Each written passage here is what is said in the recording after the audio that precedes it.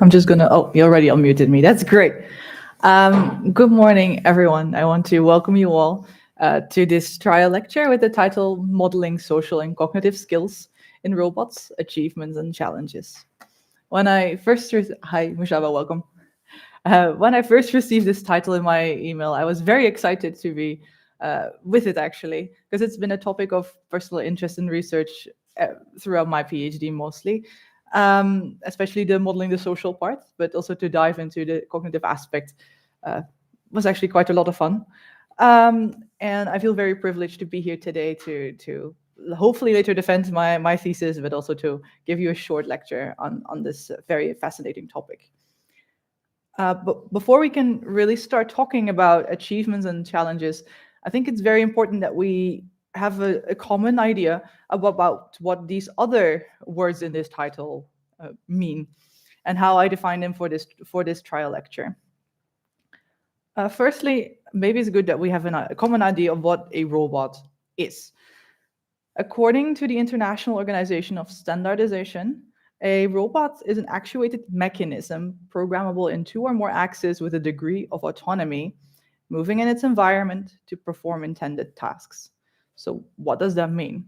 It means that we're talking about a machine that manipulates in physical space, that has the capability to make its own decisions or semi-autonomously make decisions.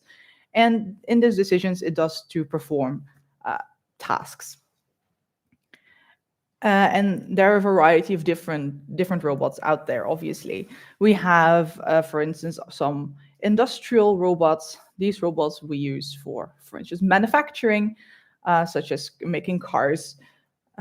There's also personal service robots, such as Spot, which you see here, that are used for remote operations.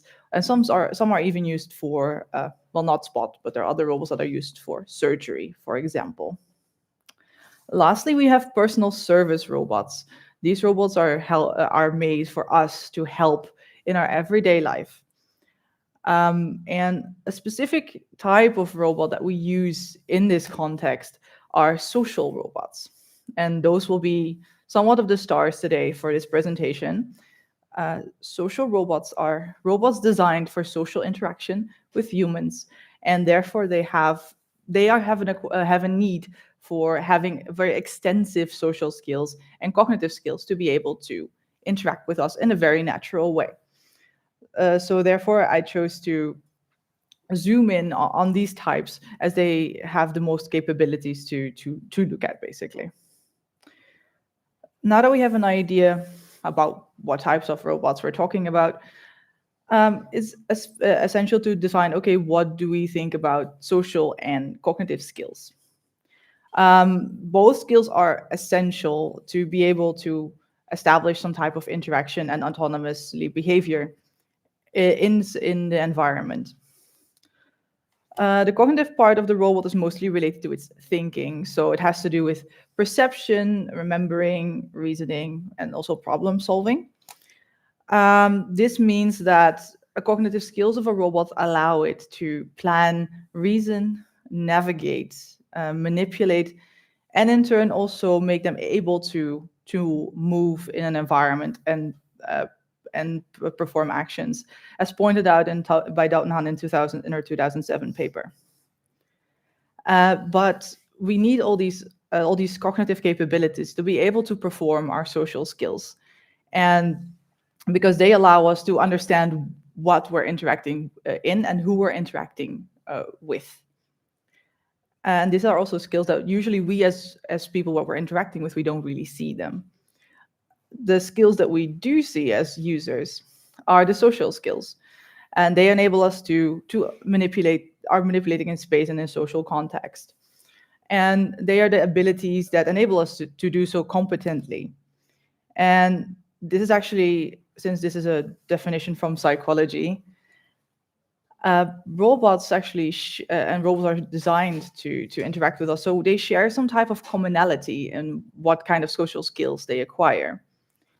However, to address these points from a perspective of robot skills, there are several factors that we need. So first, we need an ability. We need some types of skills.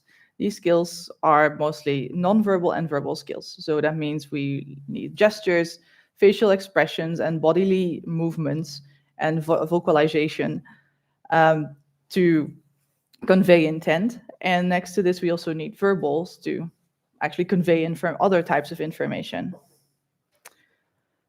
We need social competency, so we need to be able to behave in a certain way that's appropriate for the environment. So you could see this as some type of robot etiquette, if you wish. They need to be able to establish a bond. So when we're interacting with others, we start to connect to the other person. And this is very essential for also long-term adoption of robot technology in everyday life. Lastly, we also need some type of social cognition and intelligence. Since if we understand how to behave and what we can do, we also need to know how to properly use these skills and also to understand the other person in the room other than just ourselves. But I will talk about that later. Every robot requires some type of level of social skills, depending on the depth of interaction with the user. So how much are we interacting with others? What's the robot able to do? So it's functionality and also the role of the robot in the interaction. That's why a robot vacuum, for example, has the capabilities to communicate with users to indicate if something's wrong. While on the other hand, when we're talking about a social robot, they need more extensive means since it's a more complex dynamic. Lastly, we're going to talk about modeling. And modeling has been defined across different disciplines in very many different ways. Also, when we look at dictionaries, there's also very many different ways we can interpret this. But in computer science, it mostly relates to simulating behaviors of agents. And in psychology, it relates mostly to imitation or shaping of behavior. But for this lecture, however, I decided to take up the definition that modeling is to produce a representation or simulation, as models serve as a blueprint to shape specific capabilities or theories that help scientists to comprehend, mimic, or investigate the world around them. In terms of social and cognitive skill development of robots, robot modeling is predominantly inspired by human behavior. And so robot looks into how the minds and behavior of robots, of humans work, and we try to mimic those in robots, which actually makes quite a lot of sense, since if you're trying to model a being that's very intelligent, and you're going to look at the most intelligent being that you know, yourself, right? So the question is this good? But this is what's been happening lately. So we will take this approach as the state of the art. So now that we have a common ground about how we understand these concepts, in this lecture, we'll be trying to provide some answers to some of these questions. So first, we will be looking at what are the achievements so far in robot and cognitive skill development. And achievements is something that's been built up over time. So for me to recap the past decades of social and technological development might not be the most appropriate. Since science and development builds on the shoulders of giants, I will just look at the most recent happenings to kind of give an impression of what's been going on in these fields. Even though it's very big and I will probably not be able to address everything because there's so much, I'm just going to point out some things that I think are very interesting for social robots. So for the cognitive skill development, I will mostly be looking at different types of artificial intelligence. And for social skills, I'll be looking at different components of social behavior. So first, we're going to talk about some of the artificial intelligence. I think one of the most famous ones is natural language processing, which is an application of computational techniques that analyzes natural language and speech. And I think most people who are not familiar with this will probably know large language models such as ChatGPT. Uh, that's sort of become like a staple for most people out of science that will know this application. This model allows us to engage in an interaction by just using our speech, and it somehow is able to um, communicate to us, back to us. Um, I have a short video in which I will show you an application with a service robot, in which the user will ask them some questions just to see, just so you get a grasp of what an interaction like that looks like. And I hope that the sound is working. It was yesterday, but we're keeping it exciting. Um,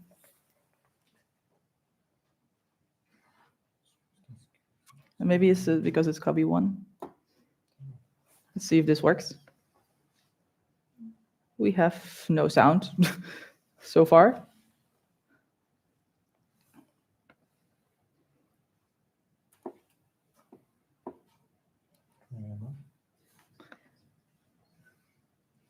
Did you turn up the sound in your... It's already fully sound. Okay, we're not gonna touch it anymore. I want to buy some food for my barbecue party. Great. Are you looking for specific types of food or a variety of options? How about chicken? We have juicy, tender barbecue chicken wings, food review with a rating of 4.7. Perfect for grilling. Interested? Any other chicken choice? Absolutely. Try our barbecue chicken drumsticks for €200. Delicious and budget friendly. Shall I add them to your list? I want to buy some sausage for my barbecue party. Can you introduce something about that? Can you speak in German? Please wait. I'm querying information. Natürlich. Für eine tolle Grillparty kann ich dir unser Barbecue-Set Mahlzeit für €100 Es enthält köstliche Würstchen und Speck mit einem unvergesslichen Geschmack. Viel Spaß beim Grillen. How about steak? Please wait. I'm querying information. Für deine Barbecue-Party als importiertes Angus-Steak für €500. Hochwertiges Angus-Steak aus Australien. 2. Heimische Steaks für €200. Garantierte Qualität und Geschmack. Viel Spaß beim Grillen. Okay, thanks for your help. Bye. You're welcome. Have a great day. So, other than some communication skills that it obviously has, by using voice recognition, this system is able to understand the verbal flow of what the human is trying to ask. These models have not only been used for communication between robots and humans, but also to help with planning. So communicate to a robot, say, pick up the trash, that will have some general understanding of what trash is, and then it will try and sort those. Over the past decades, it's significantly improved due to due to developments in voice recognition.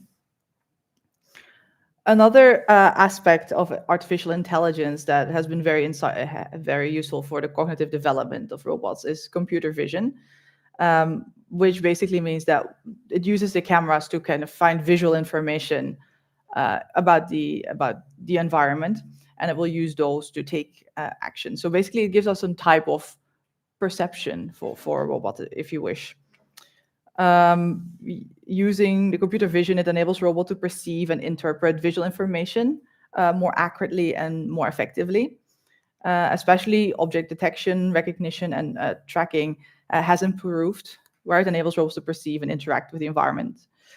Also creates some kind of common understanding between humans and robots when we talk about objects. So if we're trying to tell them, pick up a cup, and it knows how to locate it, then it makes conversation and interaction more easily.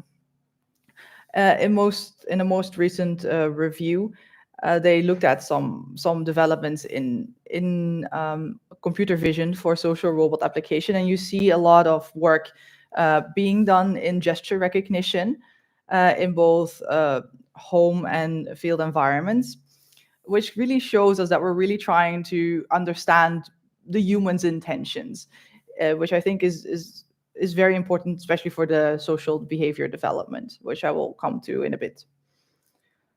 Lastly, we have machine learning, which is a very huge umbrella for a variety of different algorithms.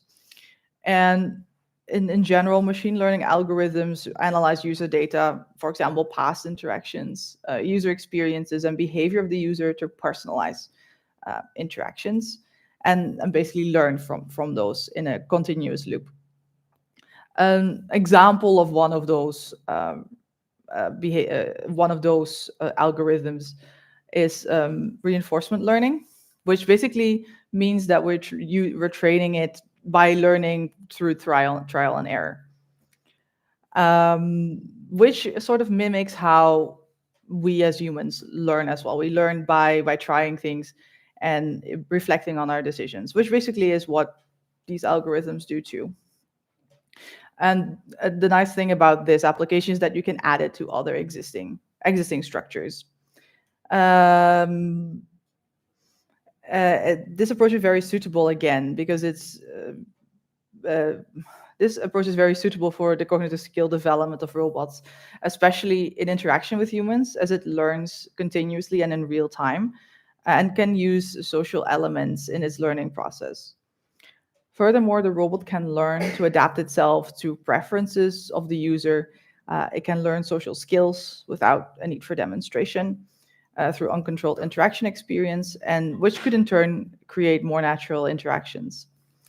Lastly, this approach of reinforcement learning can be added, like I said, to very many different predictive models. And in recent years, a lot of effort has been put into finding proper reward functions for those models. For example, work by Tseng and colleagues that use reinforcement learning to teach service robots what users prefer, how to adjust their behavior. And others have looked into using social behavior from humans, like gestures or facial expressions, to tweak their reactions to users. Yes. And then we get to the part of the social behavior. Social behavior consists in this lecture consists of three different subcategories. We're looking first at communication, then long-term interaction with companions, and social cognition. Social cues, and then we're talking mostly about non-verbal cues, have been a very big part of the development of the social skills of a robot. Cues can be used in a variety of different ways. These cues can either be used to regulate the interaction by using gaze, poses, and verbalizations. An example of such behavior is gaze behavior to indicate attention. Non-verbal cues can also be used to display the internal state of the robot, which you can see here with this little GIF here. You see it kind of looking around to show that it's searching. This also provides a lot of transparency to the user about what's happening, basically what cognitive processes are going on in the brain of the robot, and if you wish. And lastly, you have gestures that provide supplementary information to the interaction. So this is behavior that sort of illustrates. So when we're using gestures to say something is like this big or so small, those gestures we refer to as illustrative gestures. Another very essential part to communication is turn-taking. So when we are interacting with others, it's very rude to interrupt another person. And we have to understand the dynamic that's going on in these social interactions. And since now it's very much rigid, then we're talking about you're talking, I'm talking. But when humans interact, usually that flow is a little bit more dynamic. You sometimes don't even wait for someone to finish, or someone else comes in. So it's very hard to go from this turn-based mode to a more dynamic environment, and that's something that's currently we put a lot of emphasis in. Lastly, we can use these types of expressive gestures and postures to also evoke some type of personality, which is something that the people at Disney have been putting a lot of work into. And I would love to show you a short clip from developers at Disney with their more recent little droid robot to kind of give you an impression of what type of action. Yeah, I know, they're very good. As you see here, you kind of see him like wobbling around, like he has a little of a he's a funky guy. It's like bobbing his head. He's excited. See?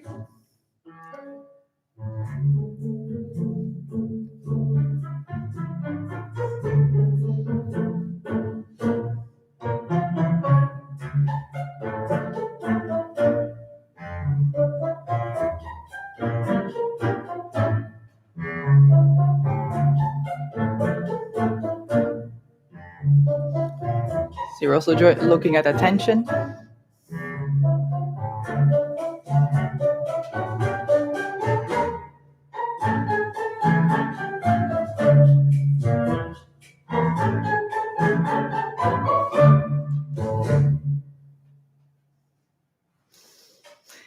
And I think it's a very good example of expressiveness, personality, as well as some very good navigational skills.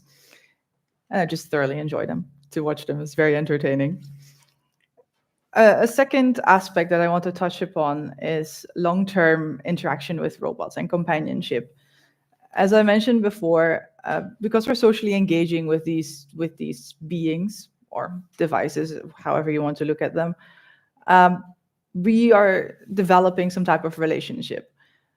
We could see it as the bond you might build up with your mobile phone, right? We're having this thing in our pockets every day and someone takes it away. We can get quite upset. And I think that's something we try to achieve with robots as well. And because it's able to show some type of social behavior in the terms of like gestures and some kind of empathetic skills, we feel we are slowly getting connected to them more. Even though robots can have a very different types of bonds with us. For instance, we can look at them as butlers or a friend, maybe a tutor or an assistant.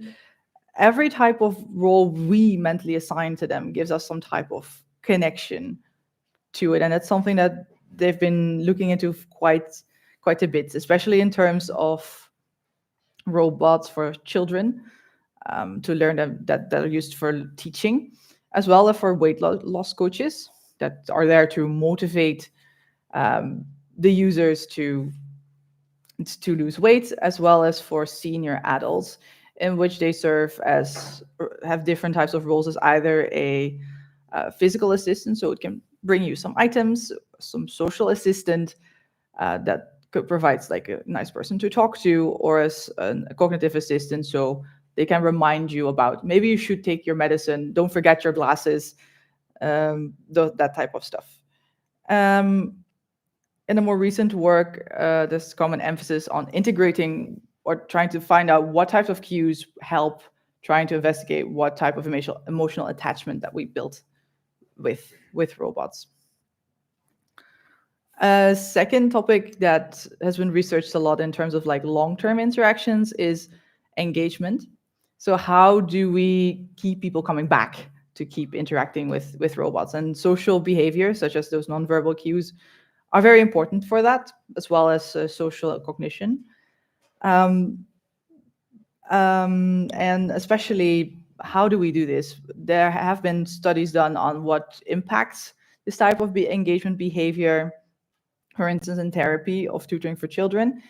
And the design of the interaction, as well as the social cues, seem to be an essential part on maintaining that engagement.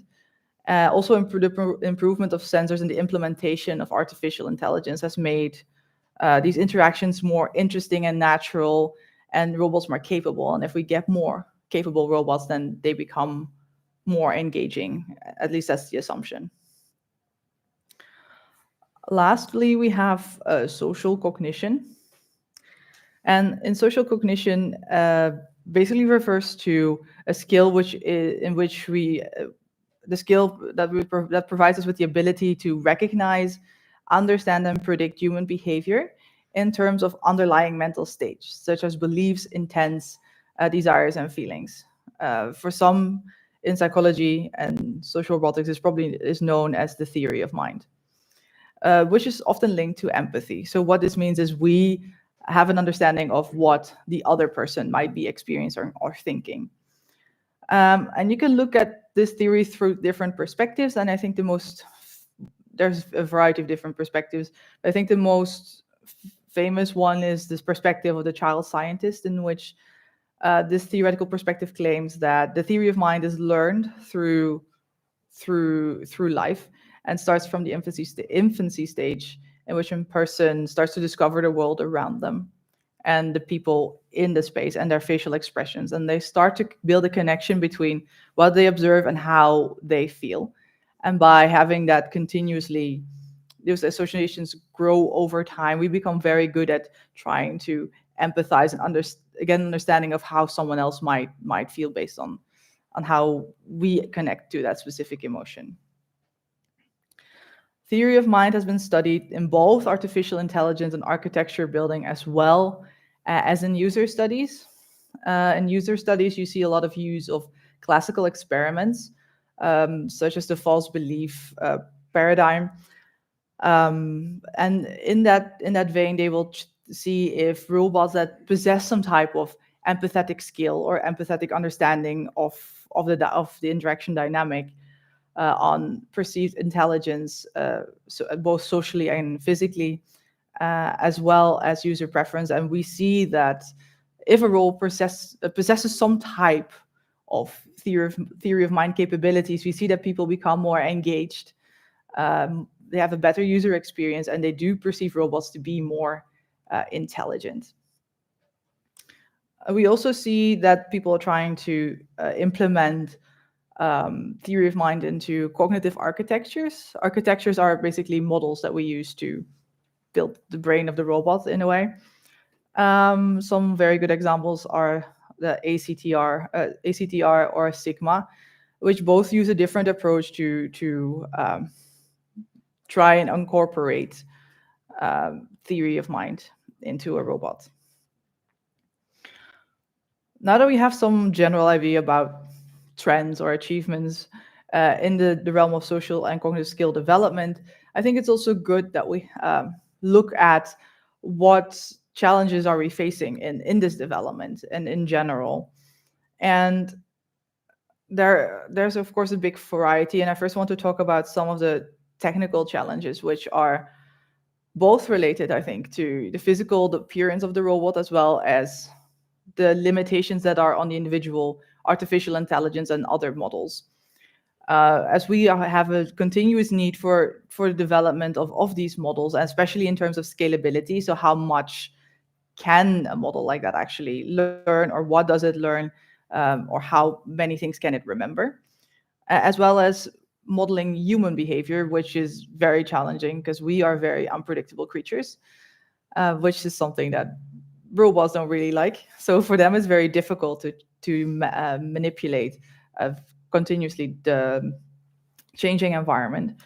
And lastly, I think it's very important. Secondly, I think it's very important that robots get some type of contextual understanding. I think a very good example is these large language models like ChatGPT. If you type something, they will understand what you're saying, but sometimes something is said in a specific context. So something like sarcasm is very difficult to kind of grasp, and to get an artificial intelligence to grasp those subtleties in context is something where we're still struggling, and hopefully making some improvements. And lastly, the design of the robot, not only in its behavior itself, but also in its capabilities, since now robots, of course, are very limited to their own what they have, right? We're also limited to the limbs and everything that we have in our capabilities, and the same goes for robots. But if we're trying to make robots move like we do, we have a very nice fluency, for example, in our behavior. But if you try to mimic that fluency in motor movement, that obviously doesn't really translate as nicely as we would when we look at humans. So there might be some limitations there, as well as the fact that every robot embodiment is slightly different. So it would be nice if you can come up with like more some generic ideas that we can use across different platforms that don't only depend on the morphology of the robot, but also on that look a bit wider. It's like looking at like things like velocity and speed and distance, as you could by taking inspiration from dance, for example. There are also some challenges in terms of user experience. I think one of the most prominent ones is related to trust, as trust is very essential to having robots be accepted as our companions. Users should have an impression of what AI algorithms make decisions and recommendations on, to kind of have an idea about the reasoning and the limitations of the decisions of this algorithm. And in that, transparency is very important. Luckily, with our social skills, we can take some of that away, but I think even for us, it's sometimes very hard to find out what it is that an AI uses as a foundation, especially when we talk with these very complex models. Furthermore, this emphasizes even more the need for more explainable AI. Some design guidelines for user engagement. There are some preliminary ideas about how we can maintain engagement, such as like the design of some interactions. However, there's not like a grand scheme of what are things that we could do to actually target for that type of engagement. According to some reviews, as I mentioned here in the sources. So I think it's very important that we have some kind of generic approach, so we can also validate validate some of our designs. And lastly, a more cultural perspective. Most of our work has been predominantly focused on the Western culture, as well as, I guess, Japanese. But other cultures or minorities are sometimes not represented as well, both, I think, in data sets, as well as in how we study their behavior and how, and their like culture, in a sense, like we all communicate like slightly differently. For instance, for us, when we meet someone in Western culture, it's very normal that we shake hands, and in other cultures might be more appropriate to do something else. So I think that's also important that we take those into consideration when we're designing robots. We see that shift slowly happening, but it's not in the masses yet. Lastly, there are some ethical challenges. Those are mostly also related to user data and the safety of the algorithms, if that makes sense. Most of these are more algorithm related than social skill related. And in terms of privacy, it has to do with the fact that users often are not very aware about what type of information is being shared or what's being used. And it is essential that we have like clear guidelines and regulations for data collection and the use of AI. And luckily, there have been some developments by European Union in terms of like the GDPR and the AI Act that have legislated some of these, but these are only mostly used in Europe, or if exclusively. So I think it's good to look at approaches that we can use across more globally, and hopefully other countries will also adapt to some of these regulations that in Europe have been going on or established. Safety and security, it's essential to prevent like unauthorized access to a robot system and protect sensitive information shared during interactions. And there's a need to develop some kind of safeguard and counter measurements to mitigate and detect potential threats. And in terms of bias and fairness, AI algorithms do reflect biases in present training data.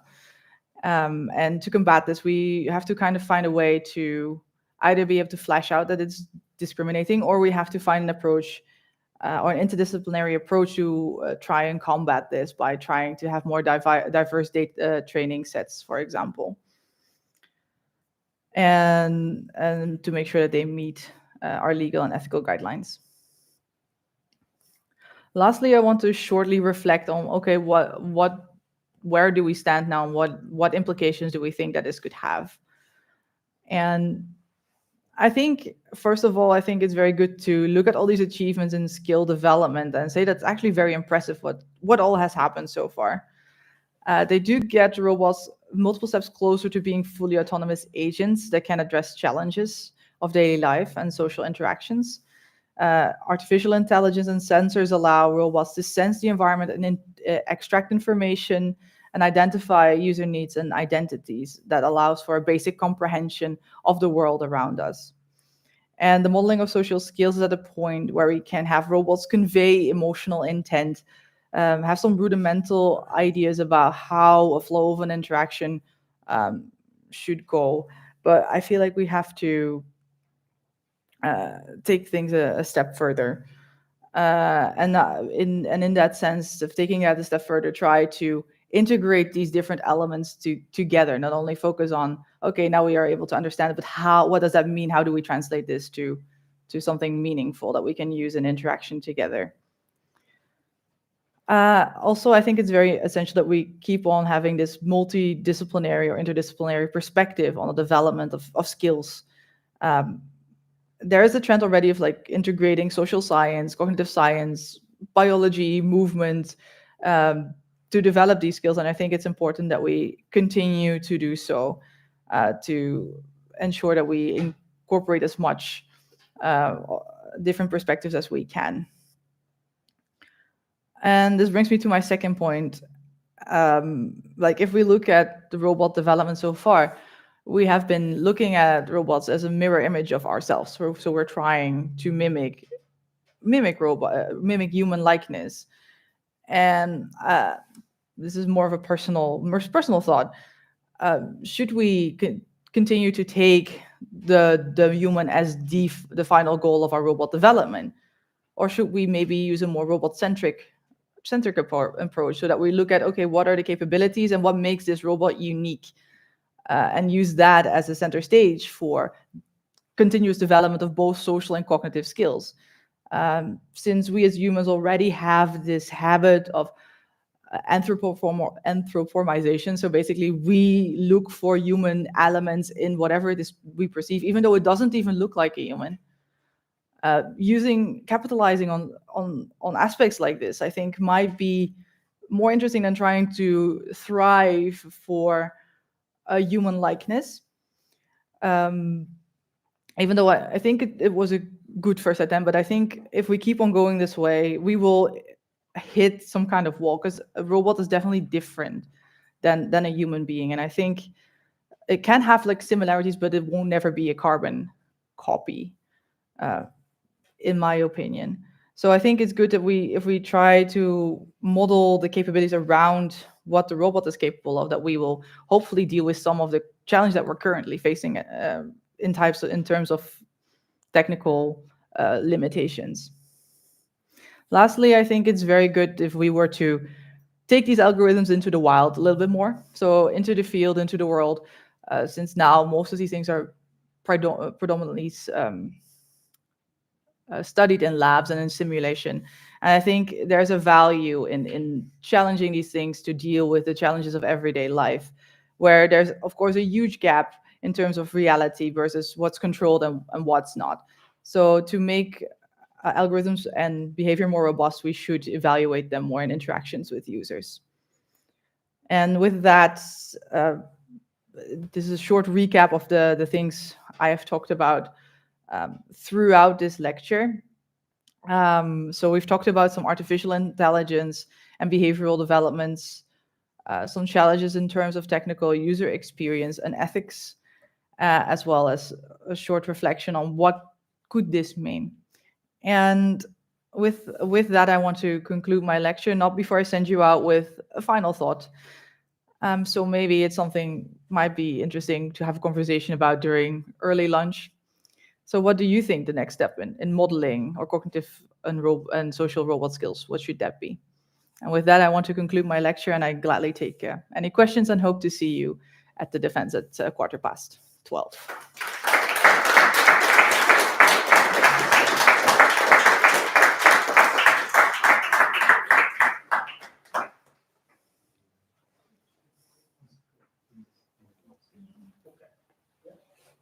Do you have any questions? But we will leave them for the defense. Sure. Okay. Well, with that, then I would like to thank the candidate for the trial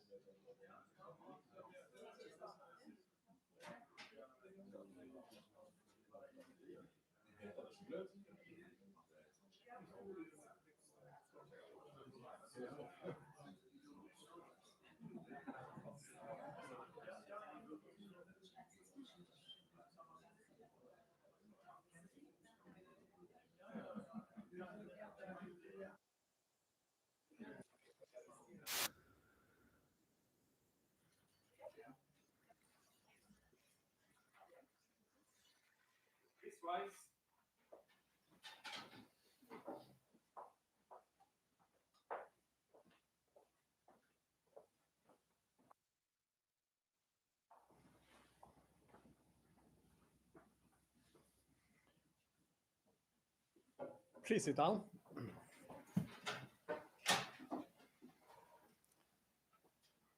Distinguished members of the committee, dear colleagues, ladies and gentlemen. My name is Andreas Austeng, and I'm a professor at the Department of Informatics, University of Oslo. As the appointed moderator, or custos, it's a pleasure to welcome you all to this disputation on a dissertation submitted for the degree of PhD at the Faculty of Mathematics and Natural Sciences at the University of Oslo. The faculty's PhD Program Council granted Marieke van Otterdijk application for admission to the PhD program on the 15th of August 2021. On the 24th of September 2024, Marieke submitted her dissertation entitled How to Make Robots Intuitive Decision Makers, Developing Intuitive Cognition for Robots by Studying Humans. The supervisors for this work were Professor Jim Tørresen, University of Oslo, Norway, Professor Bruno Leang, University of Oslo, Norway, and researcher PhD Diana Saplancha Lindholm, University of Oslo, Norway. On the recommendation of the Department of Informatics, the faculty appointed the following adjudicating committee. Professor Anglio Cangelosi, University of Manchester, UK, Professor Agnieszka Wikowska, Italian Institute of Technology, Italy, and Professor Petter Nielsen, University of Oslo, Norway. The adjudicating committee reported on the 27th of October 2024 that it had found dissertation worthy of being defended for the degree of Philosophiae Doctor. The candidate presented the required trial lecture on the prescribed subject entitled Modeling Social and Cognitive Skills in Robots, Achievements and Challenges. The adjudicating committee has found the trial lecture satisfactory. During the disputation, Professor Anglio Cangelosi will act as first opponent and Professor Agnieszka Wikowska will act as the second opponent. First, the candidate will give us a brief survey of the purpose of the work and the results of the investigation. Then, Professor Cangelosi will put the work into an international context and present his opinion on the dissertation. Afterwards, Professor Wikowska will continue the opposition. The candidate will be allowed to answer the comments or questions from the opponents. Finally, it will be possible to speak ex auditorium. I now call Marieke van Otterdijk to present her scientific works.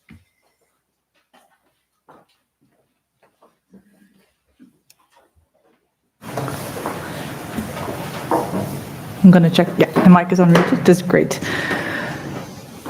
Good afternoon, everyone. I want to welcome you all to this thesis defense presentation, and I would like to extend a special my supervisors and my loved ones that have traveled here to be there today. We all know this one movie with that robot, or a series, like you see here, Star Trek, data from Star Trek. In those movies, these robots behave, act, and look like humans do, and are able to face the challenges thrown at them with ease, assist their human counterparts, and navigate perfectly in a changing environment around them.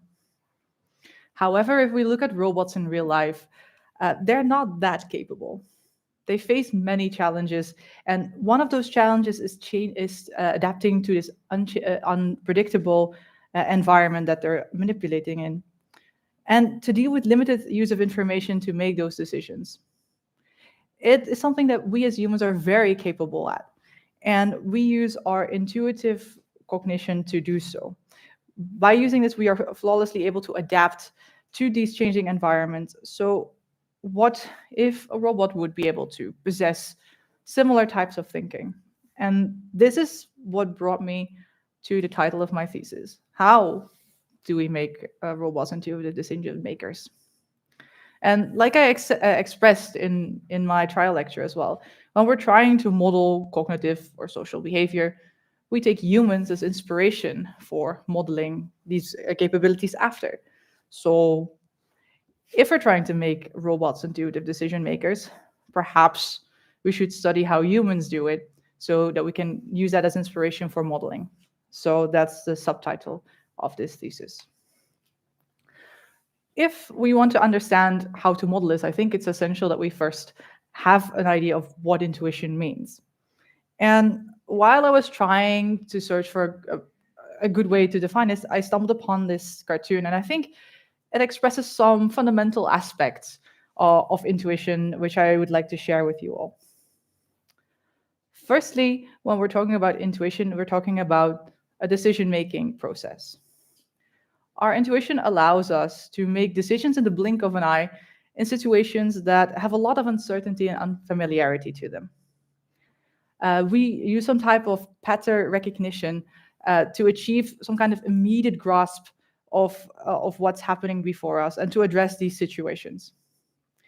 Therefore, we see that intuition is often studied by looking at how expert decision makers such as firefighters, chess players, and medical professionals make decisions in, for instance, high-risk situations. Such as imagine that you have this firefighter in a burning building. They don't have a lot of time to make very long, deliberate decisions. They have to act on the fly to be able to save as many people as they can. So we would argue that therefore they use their intuitive decision making to manipulate this situation in such a way to enable to have to secure most safety for most people and themselves, obviously. The second aspect of intuition that is different, people would argue that it's different from reasoning.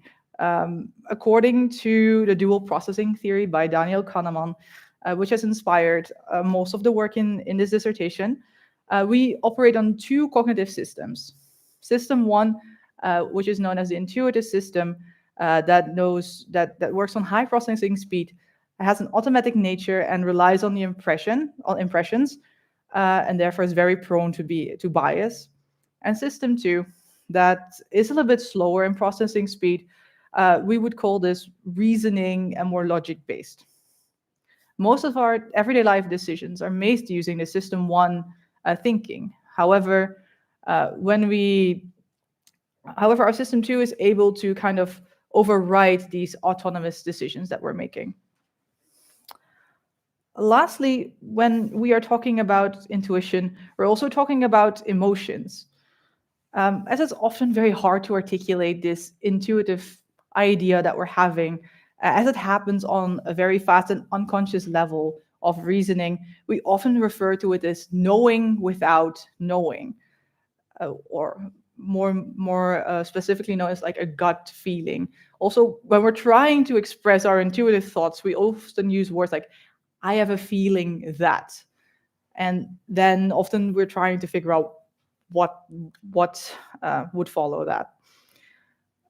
So when reflecting on these different components, I had like, okay, how will I operationalize this and how can I actually go study this in the world? And what variables am I going to take into consideration?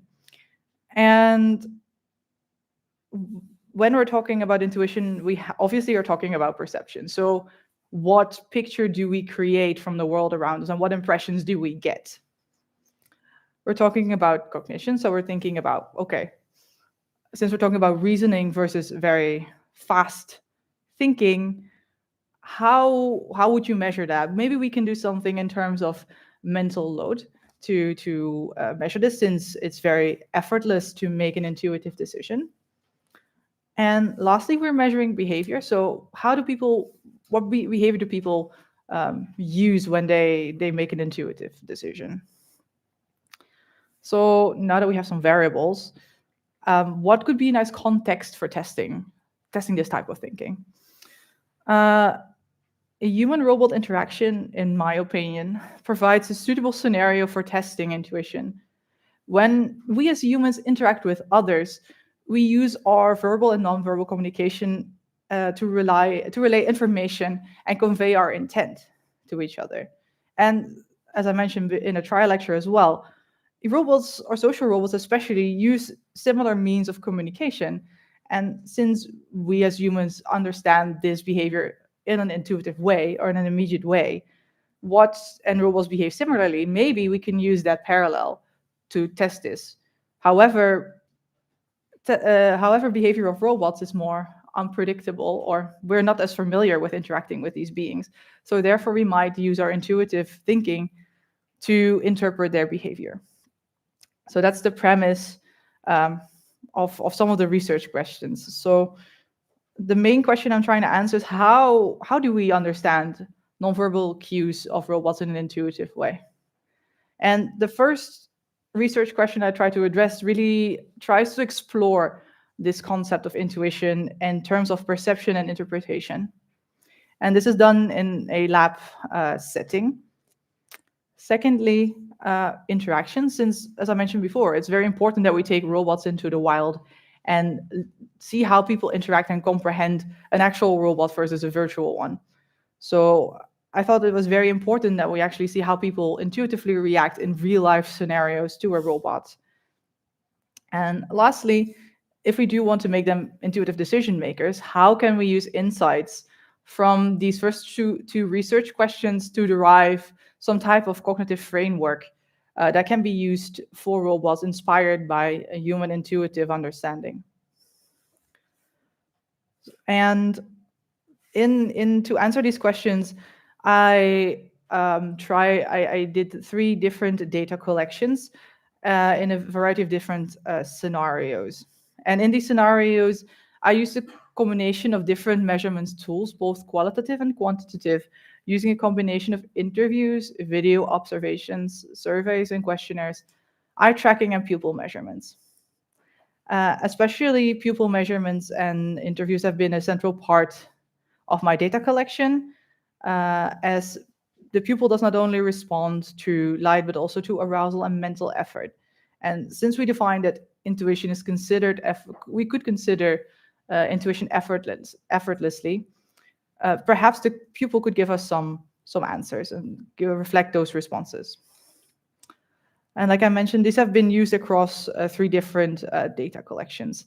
And paper 5, as it's a framework paper, will not directly talk about these different data collections, but more the higher overview of the results. And I will go into some more detail about the individual data collections and findings represented in the 5 different papers that are part of this thesis.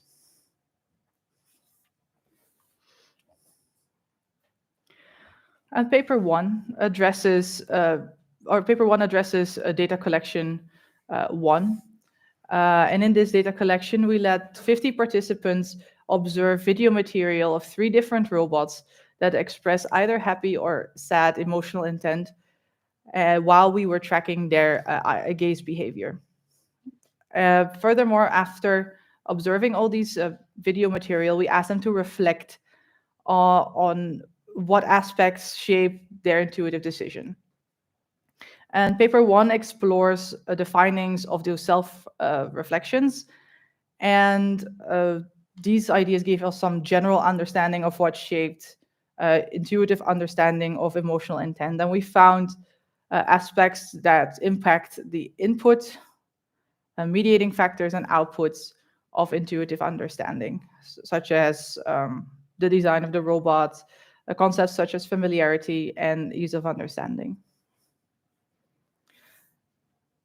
Our second paper also draws from this first data collection, but then only addresses the eye tracking results that point out that the appearance of the robot, the emotional expression, and the angle of observation all impact the mental load and could thus impact intuitive understanding of the expressive robot behavior.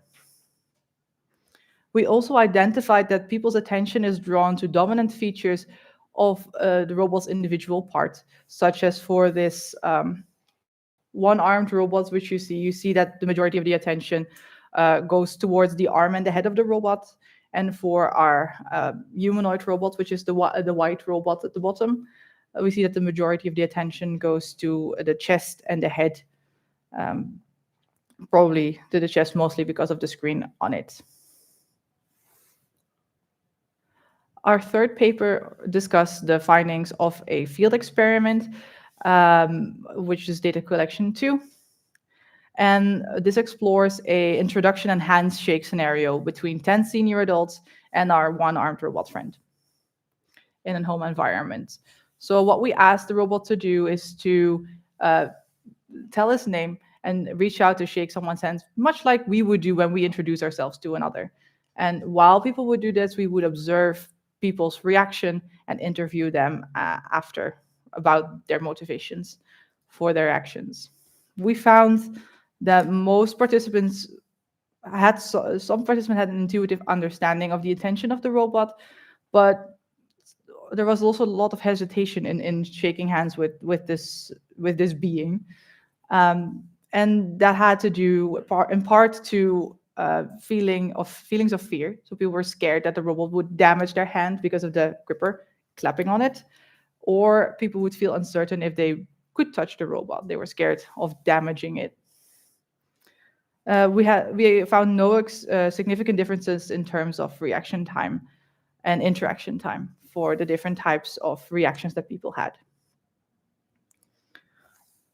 The fourth paper talks about the third data collection, in which we let 30 university students play a charades game with the robot. In the charades game, we paired verbal cues, which were either in line with the behavior the robot was showing, or not in line with the robot that the robot was showing, and let them guess what the gesture meant that the robot was trying to convey. And during this interaction, we tracked the participants' eyes and we performed a video observation.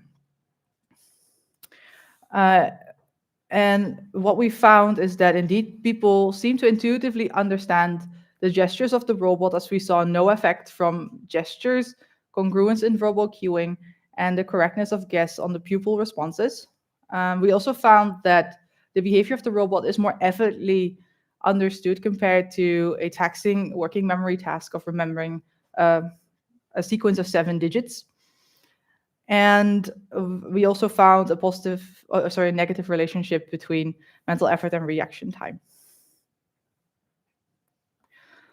That brings us to the final paper. In our fifth paper, we propose this intuitive cognition framework, which is based on the existing 4 papers combined with other insights from literature on the concept of intuitiveness and framework building.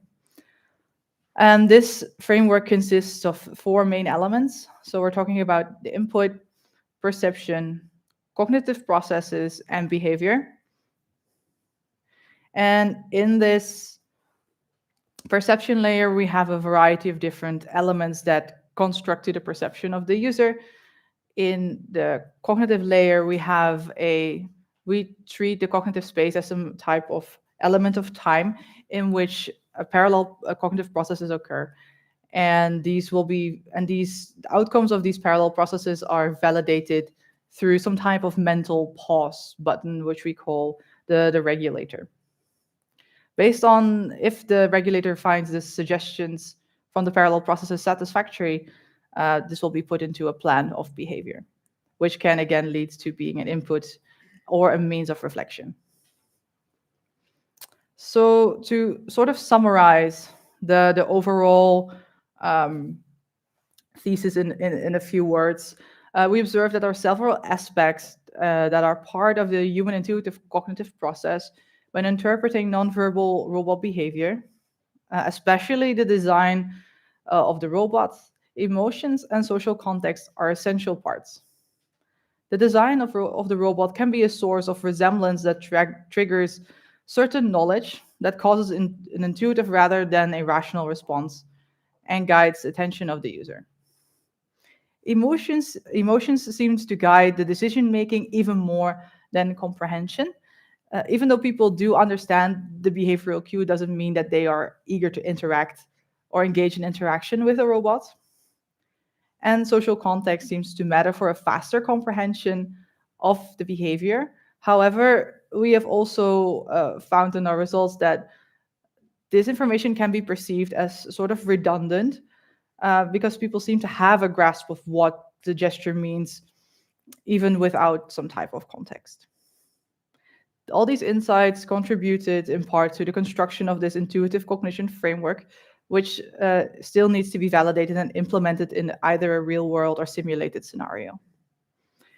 And lastly, I wanted to take this moment to reflect also on what could this mean when we do give robots intuitive decision-making capabilities.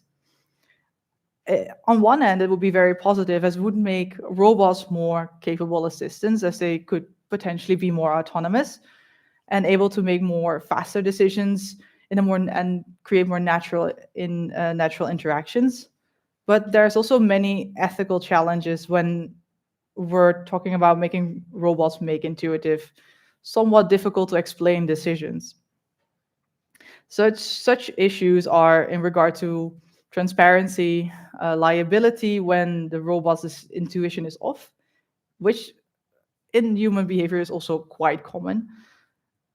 User autonomy, deception and privacy.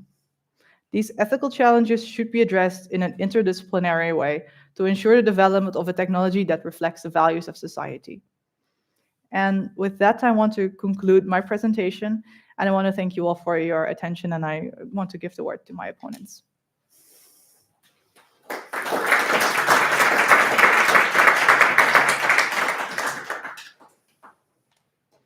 Thank you, Marieke van Otterdijk, for the contribution. And now, call on Professor Andrea to work in an international context to give validation of the presentation and start over.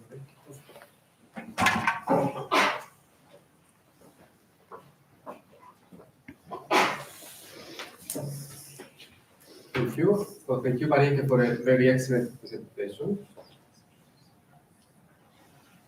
Okay, is it better now? Can you hear maybe a moment? Yeah. Is it on already? Yeah. So I first start by thanking Marieke. We also saw the lecture this morning, very professional delivery, very confident delivery. We also saw the presentation. My task is to contextualize the work, why do we need these robots and how is this thesis placed within the international landscape. Luckily for me, she did some of the work already, because very nice introduction to why we need these robots. But I had to prepare my presentation, so we are going to do some overlapping here. So first, let me introduce why do we need, what's the context of this research, why focus on intuitive behavior understanding, and then the quality of the thesis according to the opinion of the panel, and then I'll ask a few questions. So I start by the context, and I start very high level. So we are in the country of the Nobel. I mean, it's a Swedish guy, I understand, but the prize, the Peace Nobel Prize is actually based in Oslo. So we are in the place of Nobel. You started from a context where Kahneman has achieved in 2002, okay? Kahneman has achieved in 2002, was awarded the Nobel Prize in economics, but Kahneman is actually a psychologist, right? And in fact, the work that we see here is really all about behavior. So social robotics, HRI, can actually be considered part of psychology, and in fact, one of your co-supervisors is also from psychology. So I was going to introduce the dual system or dual processing theory. Of course, we already had it, but the intuition is that we think we are rational. When we invest in the stock market, we think we plan why we want to choose the specific stock market share that we want to buy for a logical reason. But Kahneman has shown that it's the contrary. We have intuition, we have these heuristical biases. So this is done not only in economics, but it's done in everyday life. So if we look at the future, where robots live with us, a social robot for all the people, robots in schools, robots with whom we work in factories. They have to deal with us, and we are non-rational people. I mean, we do plan. There's a bit of a noise here. So we use this? Okay.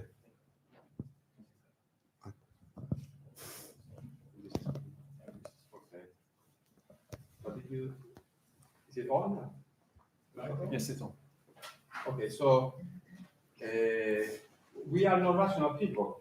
And if we want robots to live with us and work with us, how can we ignore the fact that sometimes or often we don't really apply reasoning? So it is essential, I would say, in this futuristic vision, that these robots understand our odd behavior, odd meaning, oh, sometimes you do something logical, so I know as a robot how to react to you. And then other times I expect you to be very logical, suddenly you use these shortcuts, these biases or heuristics. So this is why I think what you are doing is essential.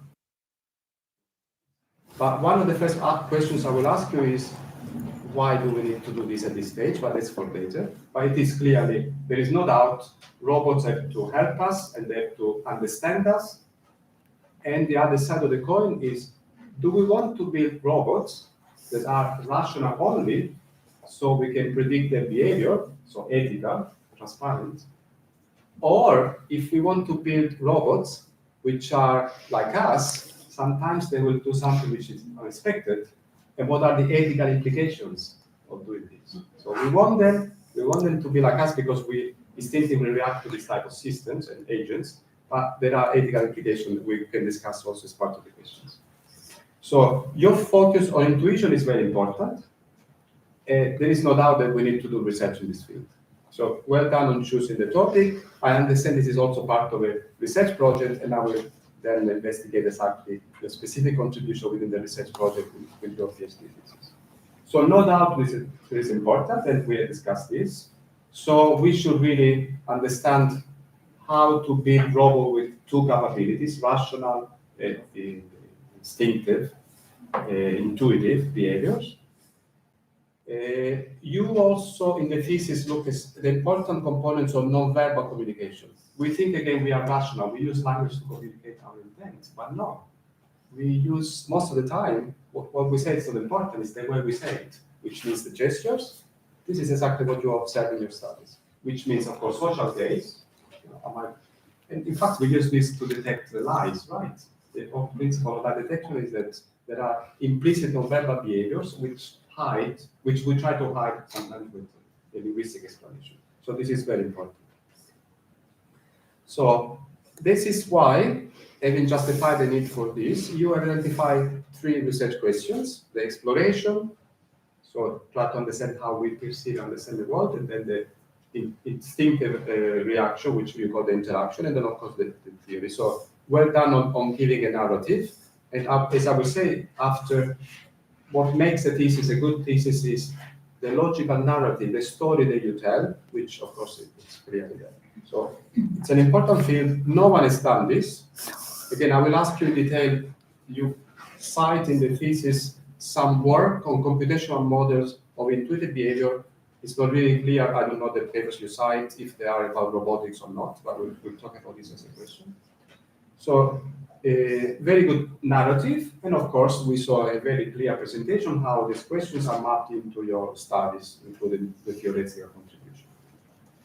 Now, you also give, for those that read the thesis, a very good state of the art, because no good thesis will be without an understanding of, you need to demonstrate that what you are proposing is new, because you might, this is what you do with students in the very first weeks. Make sure that after you submit, you do some work, you submit a paper, and then the reviewer said, oh, you don't cite this paper, which does exactly what you did.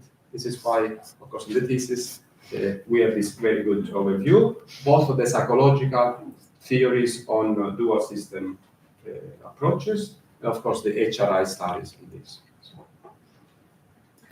We have to evaluate any thesis, depends on 2 main criteria: the quality of the thesis, the quality of the PhD student, to be awarded the title of PhD, requires novelty and independence. So we, as a panel, agree that there is clear evidence that there is novelty. And of course, as I will discuss in a moment, there is clear skills and independence. So novelty requires that you produce something which no one else has done before. Sometimes or initially is incremental, There are once in a while a few Einsteins that give something totally new, but we normal people do incremental work. So you start from a study and then you add some components of novelty. So you are giving clear novel contributions to the field. And for example, my understanding, you convinced me in the thesis. We have another expert on social robotics, so let's see if she confirms this. There is no main work on intuition as a focus and on dual system theory. So this is a clear first contribution to identify an important topic, which is part of the novelty approach.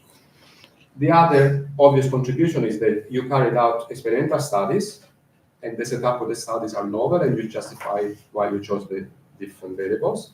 Although in one of my questions, I'm going to tease more on some methodological choices that you made.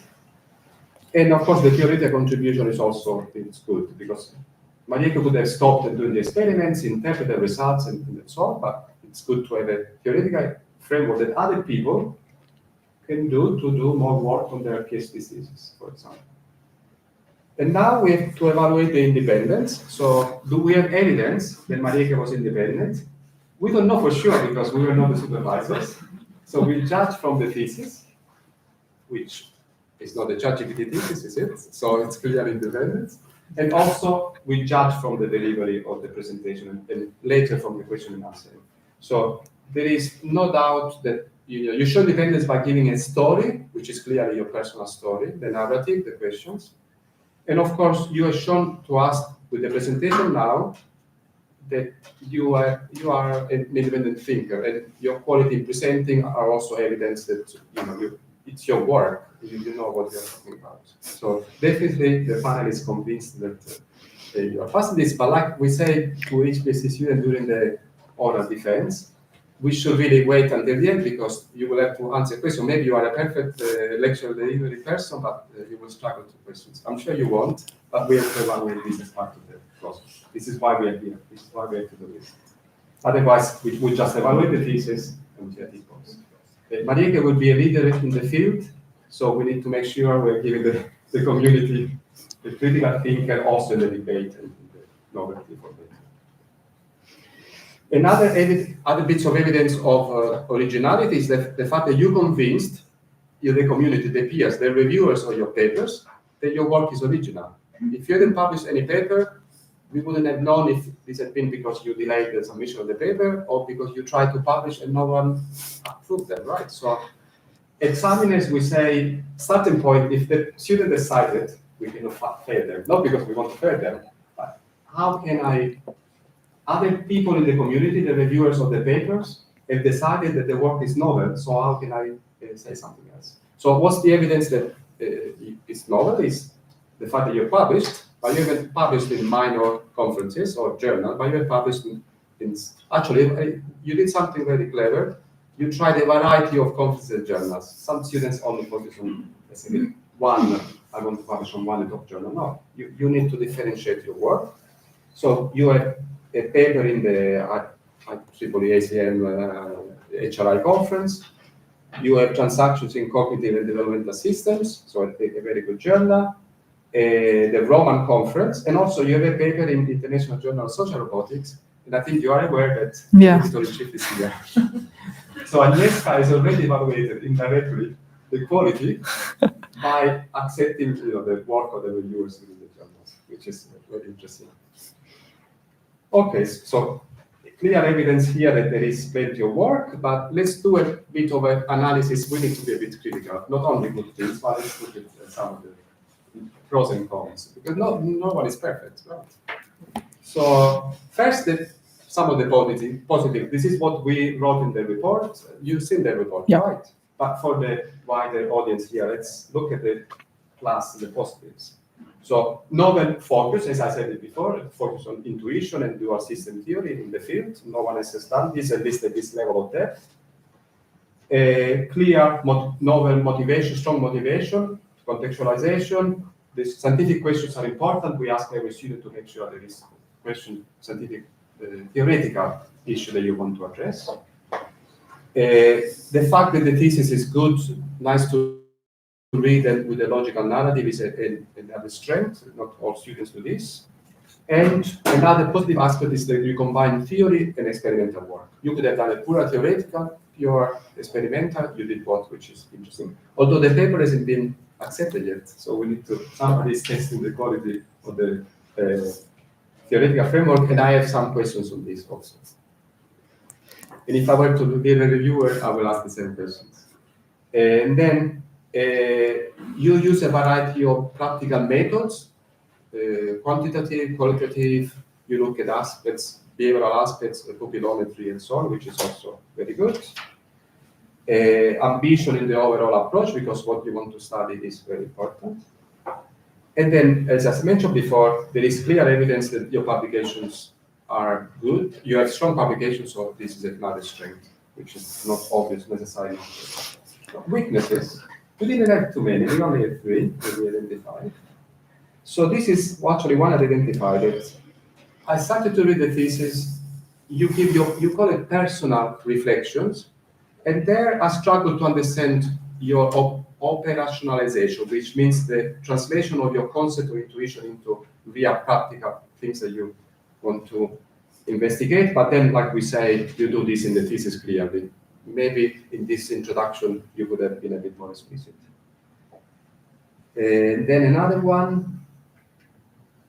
You focus primarily on gestures. There are other aspects that you could consider. And then a more specific one, it's, I think I'm sure Agnieszka will ask some questions on use of pupillometry, dilation as a nature of what you want to do. But our task is to identify some weaknesses. Not many. No one is perfect, so you are not perfect either. Okay, so before I conclude the contextualization and I go to my personal questions, let me say how I think your work, your thesis, your publications are changing the field, which is, if I want to do research in the area, I will have to consider these aspects. So I have a few notes here. So I would say that, in principle, every person doing research in social robotics and human robot interaction should ask, is my work addressing intuitive people's reaction to robotics, rational, slow, analytical behaviors, interactions, or maybe both? This is what you are forcing us now to reflect on this, because, for example, we have to cite her papers. If I want to cite any paper on dual system theory, and if I have to do it properly, now we are forced to cite a paper, forced in the good sense. If I can add here the advice that my supervisor gave to me when I finished my PhD. He said, Angelo, now that you finished it, you want to continue in academia, right? There is one way you can impact the discipline. You identify a theory of novelty principle. This is the intuition and dual system. So make sure that everybody in the field must cite your work, so that if you say, who does work on intuitive dual system theory in robotics, you should be one of the 3 names, just as an example, that people must mention. So and you are doing this with the papers. So the strategy that he advised me to do, so this is my advice to you, is strengthen this aspect. Because also, this is the practical side of our career, but you need a career, you need a job, right? To be promoted, to be offered a position, you need to be a name in the field. So if people saying Otterdijk, one of the then they have to give you a job, right? Because you are so well known. So this is my advice to you. Continue to focus on this. Of course, you need to extend. Having said this, you will be offered a job that doesn't necessarily go on this, but strengthen your position in this uniqueness, or try to continue to have this. My point of view. And then you mentioned ethical aspects. So another issue that for future work we need to, if I want to do more work on intuitive dual system theory, I need to explain the theoretical implications, in the sense that giving the robot the capability to behave in an intuitive way, it's a way to treat people in the sense that the robot is not really analytically planning, and therefore I, as a user, can't really understand, analyze, and expect the behavior. So is this, should we allow robots to be using these strategies which are by definition non-transparent, non-logical? Or if yes, we need to make sure that maybe we communicate, you are in autonomous, in intuitive mode. So I know that the robot is reacting in an unexpected way because there's a color in my eyes, there's a robot platform that indicates this. And vice versa, when the robot has to identify if people are being rational or irrational and how do I deal with this. And then maybe another point, which we now say is the elephant in the room, LLMs, so large language models. You all know, if you are not in the field, that ChatGPT is here since years ago. It's there, we have to deal with it. We like it, we don't like it. I've been working on neural network for 30 years. At the beginning of my career, neural networks were popular, but not really. When I had to convince people in a grant proposal to give me funding for my future PhD students, I had to say, I might be using neural networks, which is what I was going to do anyway, but I might be doing something else to please the reviewers. So in the past, doing neural networks was really like a school of thought with many other alternatives. Now you must say that you must use neural network, or if not, you must really explain. So I dreamed of a field with neural networks. Now that there are these transformers, I regret that there is this, in the sense they are very powerful systems. But why is this? I must say this, because in your field, and this is a question I might be asking later, you need to really explain how are LLM going to affect this approach. Are LLM a strategy to do intuitive, a strategy to do rational, a strategy to do both? Do you use prompts in LLM to get these different systems? So it is something that we need to be aware of, and we shouldn't all be doing LLMs. I'm the first person to suggest it, but we need to explain this. And I have some questions on this if we have time to look at it. And I think I can conclude here that I finished with the overarching framework. I hope I gave the wider public an intuition of the wider context and the importance of the work that we do here. The importance of doing something novel. This is the whole point of the PhD.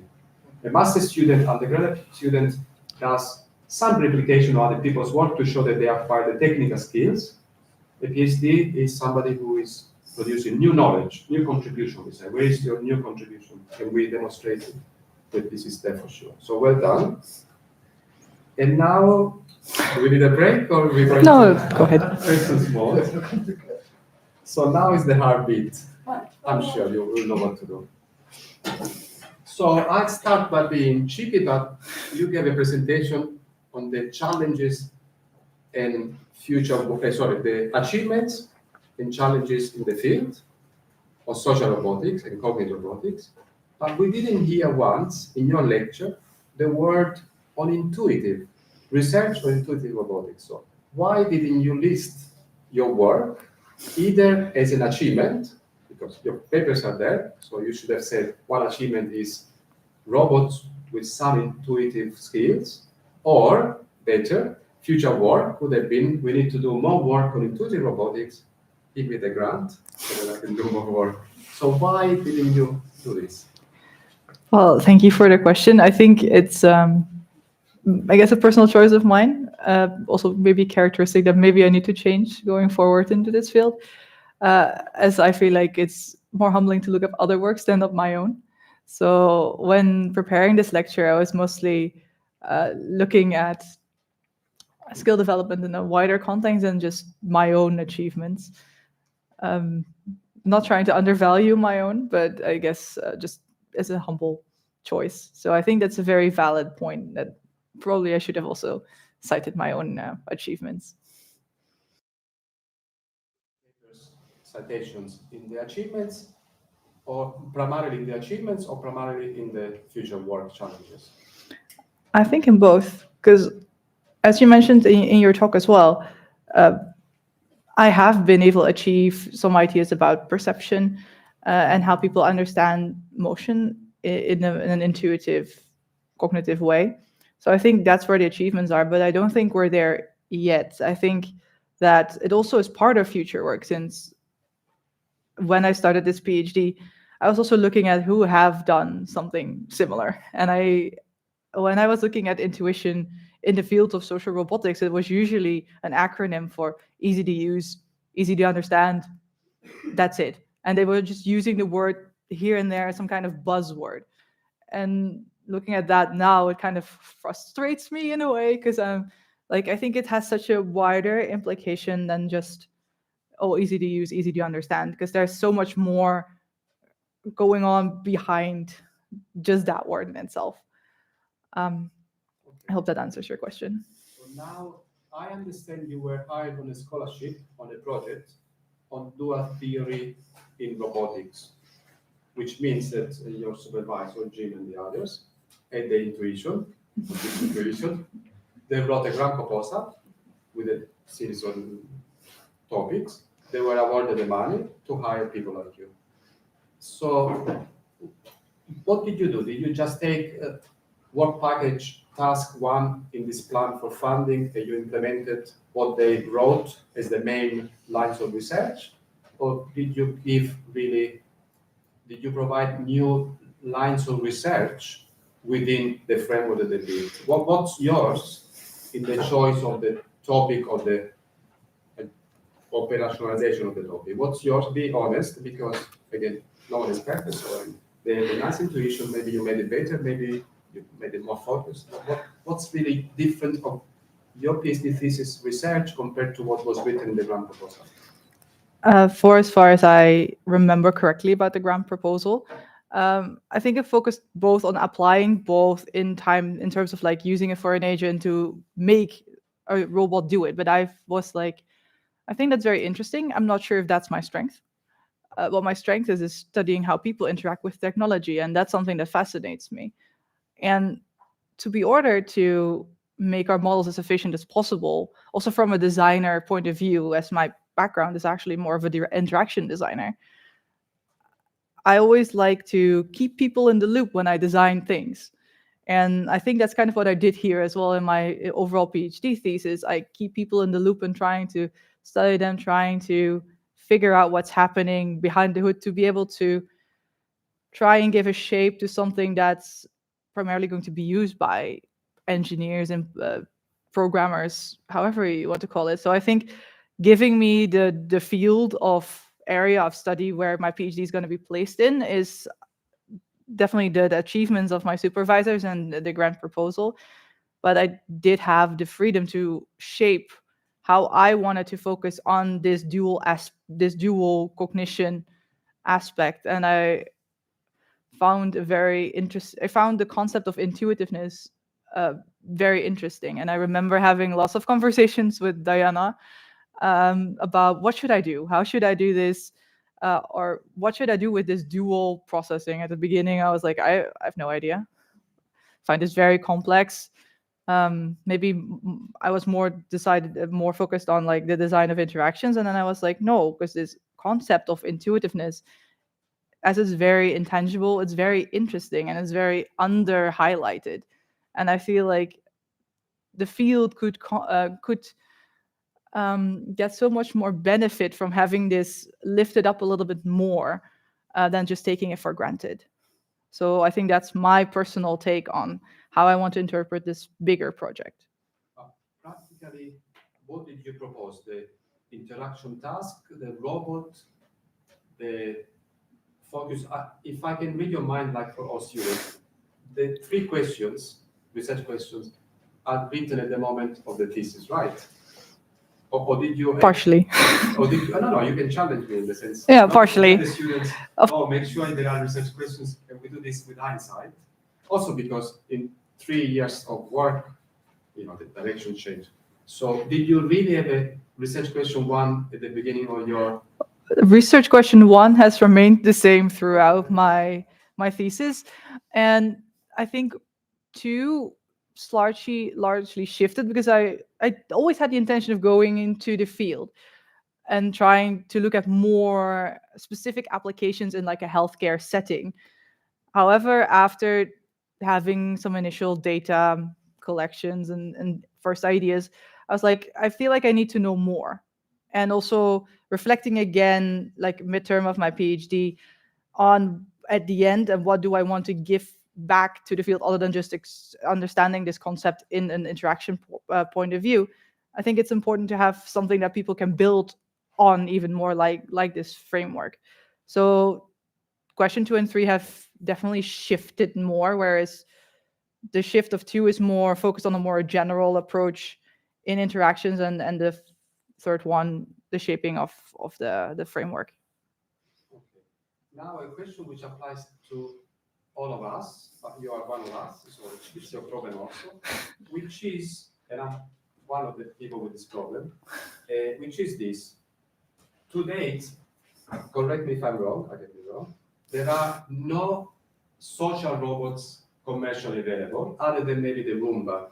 The Roomba, you know, this family of vacuum cleaners. Correct me if I'm wrong. There are no humanoids in people's homes. Of course, there are lots of experiments. We hear, oh, in Japan, they use robots with other people. No. In Japan, they've done lots of studies, but in Europe, we have done even more than that now, I would say. On robots, I do work with robots with older people. There are no commercial products. I cannot buy a robot. My mom is older and we will benefit from this one. There are no robots for schools. There are no robots for healthcare. There is a Roomba, or all this now, additions of Roomba.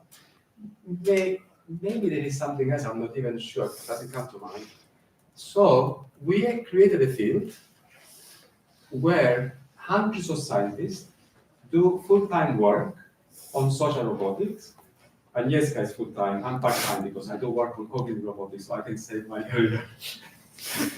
but I'm piggybacking, I moved from cognitive modeling to social robotics.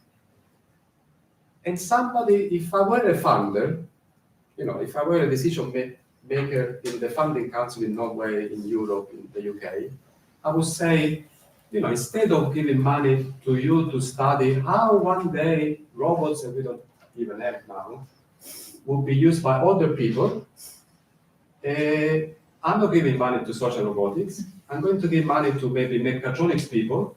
They will build many robots. Some of the robots will succeed to be able to listen to audio, process the audio, understand with no ambiguities. We know Pepper doesn't understand because of in the sense of doesn't hear the sound almost in a consistent way. It does, but there are lots of limitations. So if I were a funder, I could argue, stop giving money to social roboticists, and focus maybe, of course, on the AI, because you could have a ready-made platform. We need to make it work before we can look at the applications. So why is this happening? Sorry, do you agree with me that we are investigating something that theoretically might happen in 5 years' time, in 10 years' time, in 30 years' time? We work with Pepper, ICAP, Roomba, which might not exist as they are in 30 years' time. So why are we doing this? No. Is it true that we are doing something odd? And why is this worth it? Why should we keep doing research PhDs? You need a postdoc, you need a career in this field, right? Right, so I cannot say no, we don't need, no, I'm just kidding. I do have, I understand that you're saying, I think my first question to you would be, do we really consider Roomba to be a social robot? That might be something that we could discuss later. And there have been other commercialized in robot waitering and stuff in the restaurants, but I feel like it's the same thing, sort of.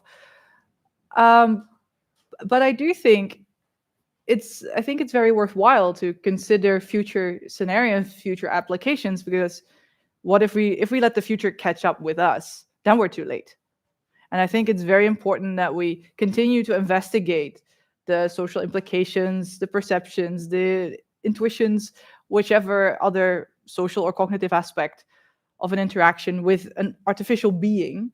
I think that's just very, very essential to the overall strength of the future applications that the Roomba 2.0 or 3.0 or whatever you want to call it will put out. So I think we have to continue this line just to make sure that we stay on top of things and make sure that we can guide future innovations in a direction that is worthwhile. We can also add that, for example, university do fundamental research, companies have to worry about the product. Yeah. We have to look at the future. So in some way, this is like people studying particle physics. They don't worry about the application. Of course, they will affect applications. Yeah, exactly. But this is something we need to be aware of because the founders must say we are cutting the budget. Where do we cut? We cut on the production of the product, or it's a real problem. We managed to survive at the moment, to make a good case. And okay, so another question, which is a criticism, but also a reflection on the limits of any person's work, which is your work is on dual system. I would have expected you to do some work where you have at least some experiments with system 1 only, or system 1 with something else, another study with system 2, some studies with 2 systems. Am I right to say that your current work really is only about system 1, and therefore this is not a thesis on dual system by its own? I would agree.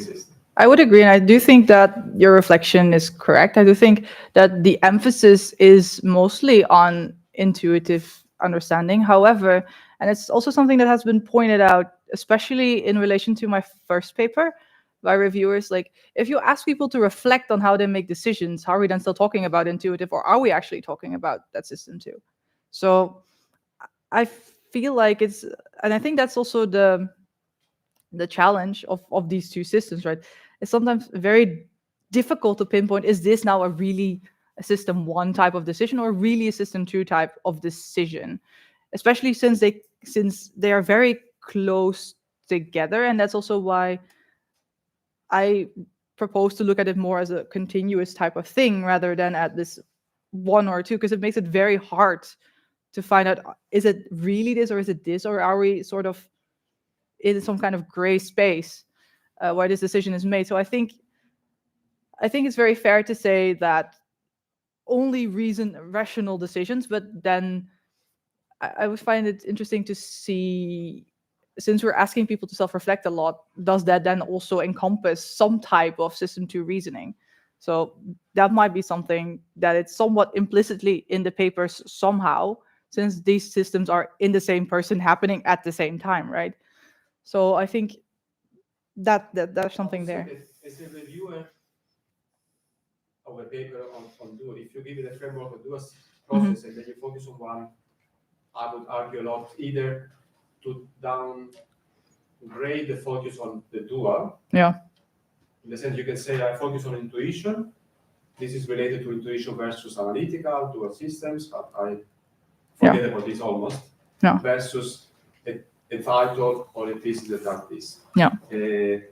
Or at least my advice would be, if for any future work, again, standard typical psychology, you have a control group versus a meta group. So you will need a control group, which is no intuition, which means rational, intuition instead of rational, or the 2 approaches. So at some point, you will have to think of an experiment where the robot can switch between the 2, or participants in group 1 experience no intuition, only analytic, and other ones, or the 2 within subject models. Yeah. This would be my advice. As a reviewer, I will give you this advice. Yeah. I was actually considering letting the robot do some type of system 1. I would say switching. Yeah, exactly. I should be able to experience implicitly the difference. Robot changes strategy. Yeah. And then evaluate it. So this is something I would focus on work or whoever will follow up with this. So thank you. Now ChatGPT, LLMs.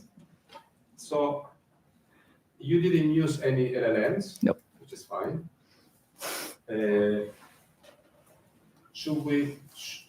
I'm not saying should you have used, because it happened 2 years ago, you were almost finishing. Yeah. So if you had another year of PhD,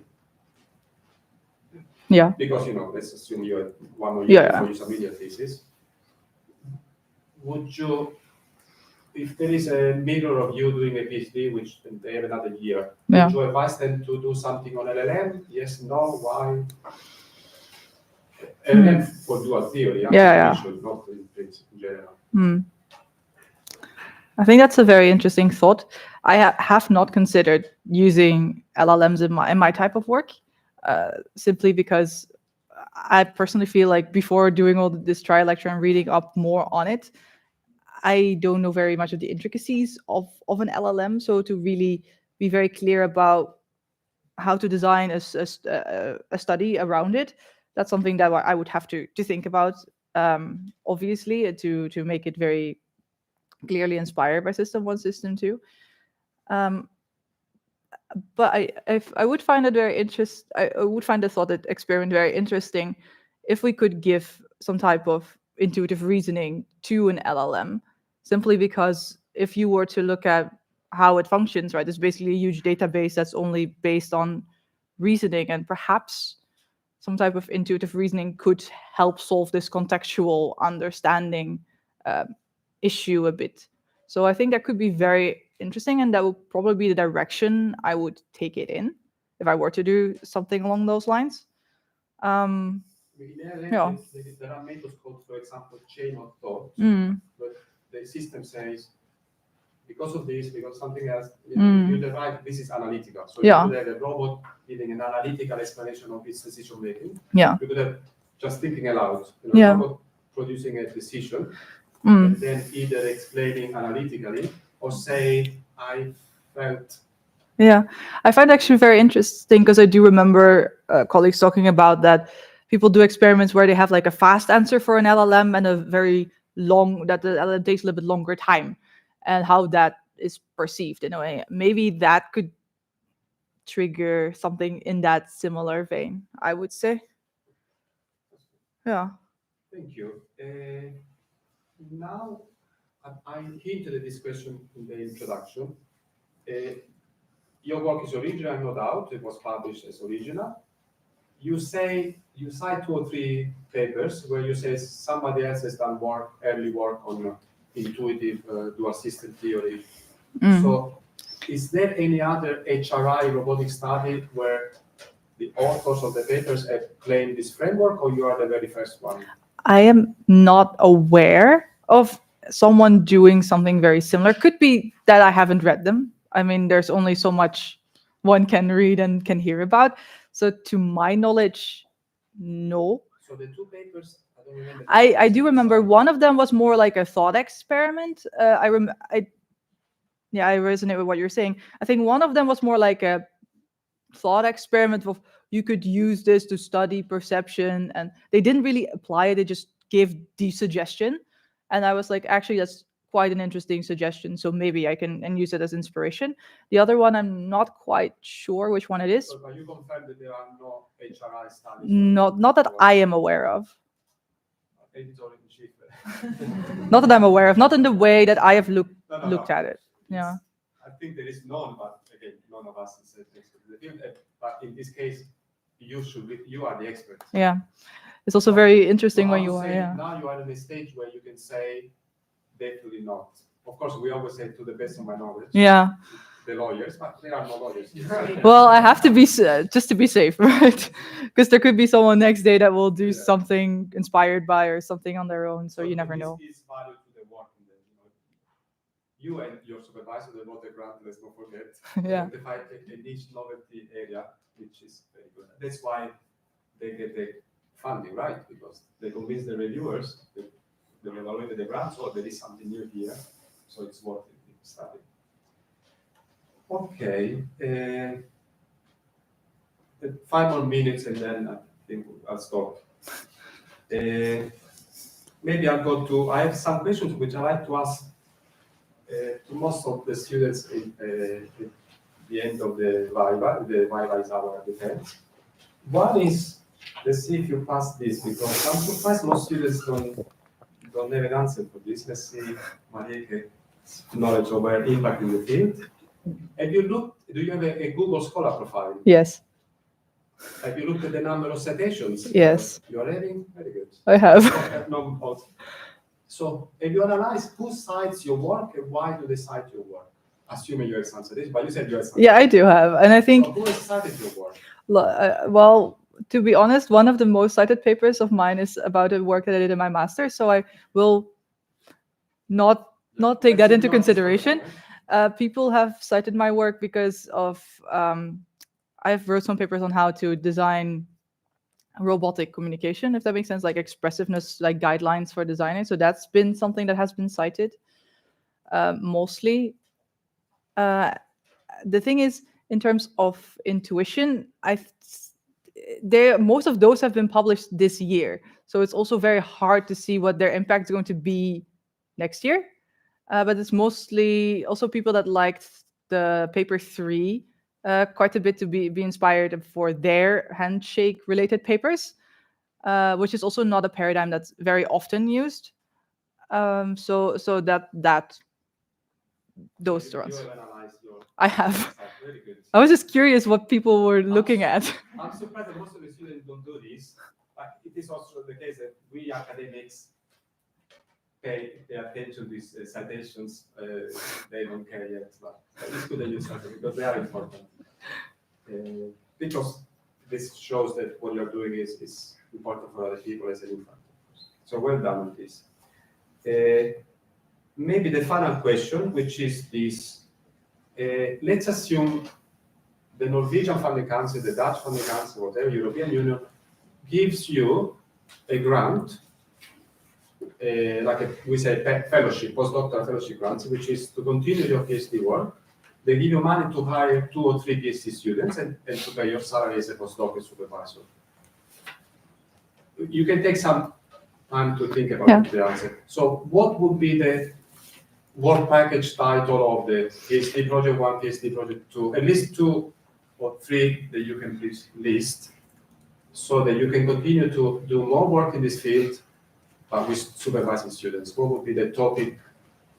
Keep 2, 3 topics for your follow-up work for a PhD, a 3-year project. Well, I remember getting a similar question at one of my final meetings with all my supervisors, and they did ask me, like, what would you do if you were to continue in this vein? And I remember having this idea of doing something with a game involving game elements in human-robot interactions, as they're very useful for like evoking very natural type of responses from people, and perhaps using this paradigm from expert intuition users like chess players to have some kind of chess playing robot that could maybe tutor someone, and then try to see if we could alter behavior of this robot so it can to the capabilities of the user, so we could see if we could learn something from that, and we can then obviously differentiate between a classically trained, more rational robot that will just basically beat everyone, or a more adaptive robot that will learn with you or try to. So that's something that I was considering as maybe that type of direction. I think that could be very interesting to really study this duality, and perhaps have verbal cueing being part of this, or impact of like either the use. You could implement LLMs with this as well, where you can have like the conversation during game interaction, so the strategies that the robot could apply. So I think those could be things that PhDs could do. And I think that could be very interesting under the umbrella of dual system thinking.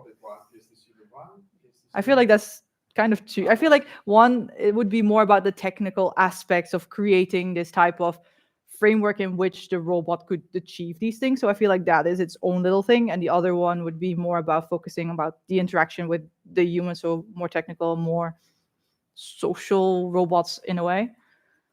Remember the recommendation to make sure that you have Yeah. control experimental group. Yeah. System 1, system 2, Yeah. of either. Of Yeah, exactly.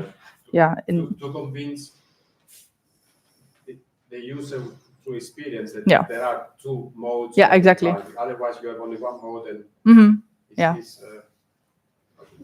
those was the kind of the directions I was thinking. I think Fair enough. So thank you. Very good debating skills. Again, shows independence and critical thinking. So well done on my side. But I appreciate it. Thank you. Well done. Thank you.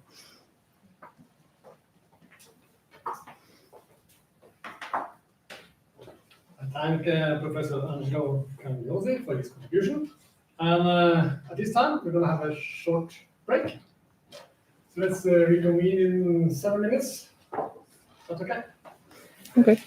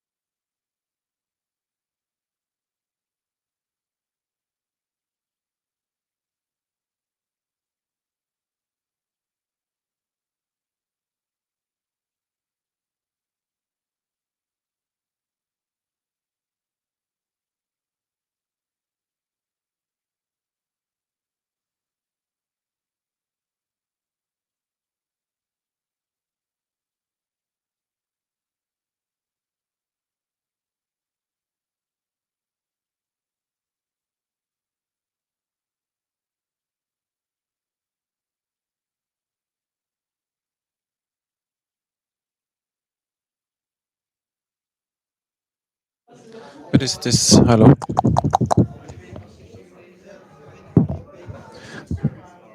Hello, hello? Hello, hello, hello, hello? Test, test, test, test, test, test. Test, test, test, test, test, test, test, test, test. Test, test, test. Test, test, test, test, test, test, test, test, test.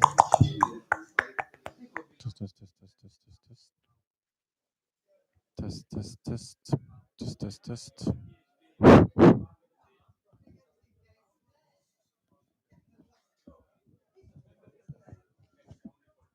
Test, test, test. Test, test, test. Test, test, test, test, test, test.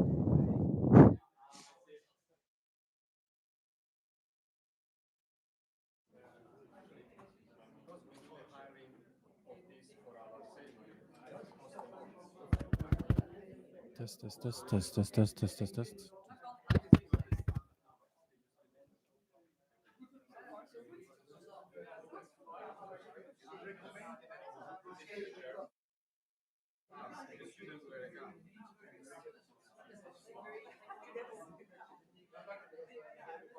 Test, test, test. Test, test, test, test, test, test. Test, test, test, test, test.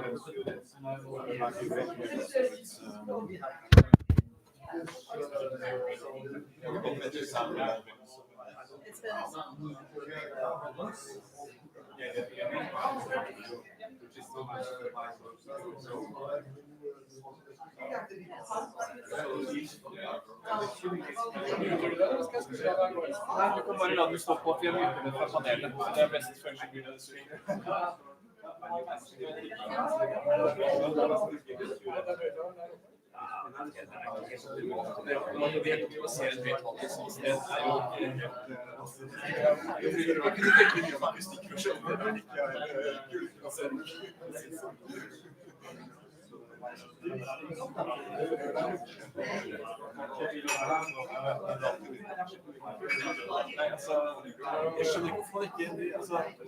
I'm not here yet.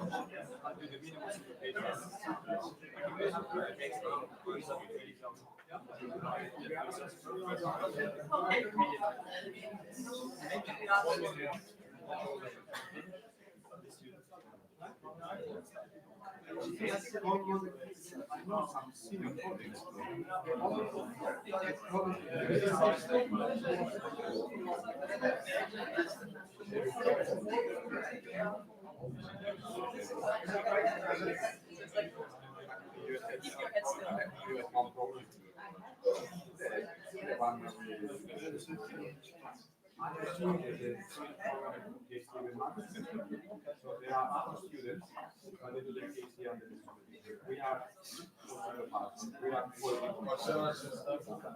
it's a good thing. So what student we are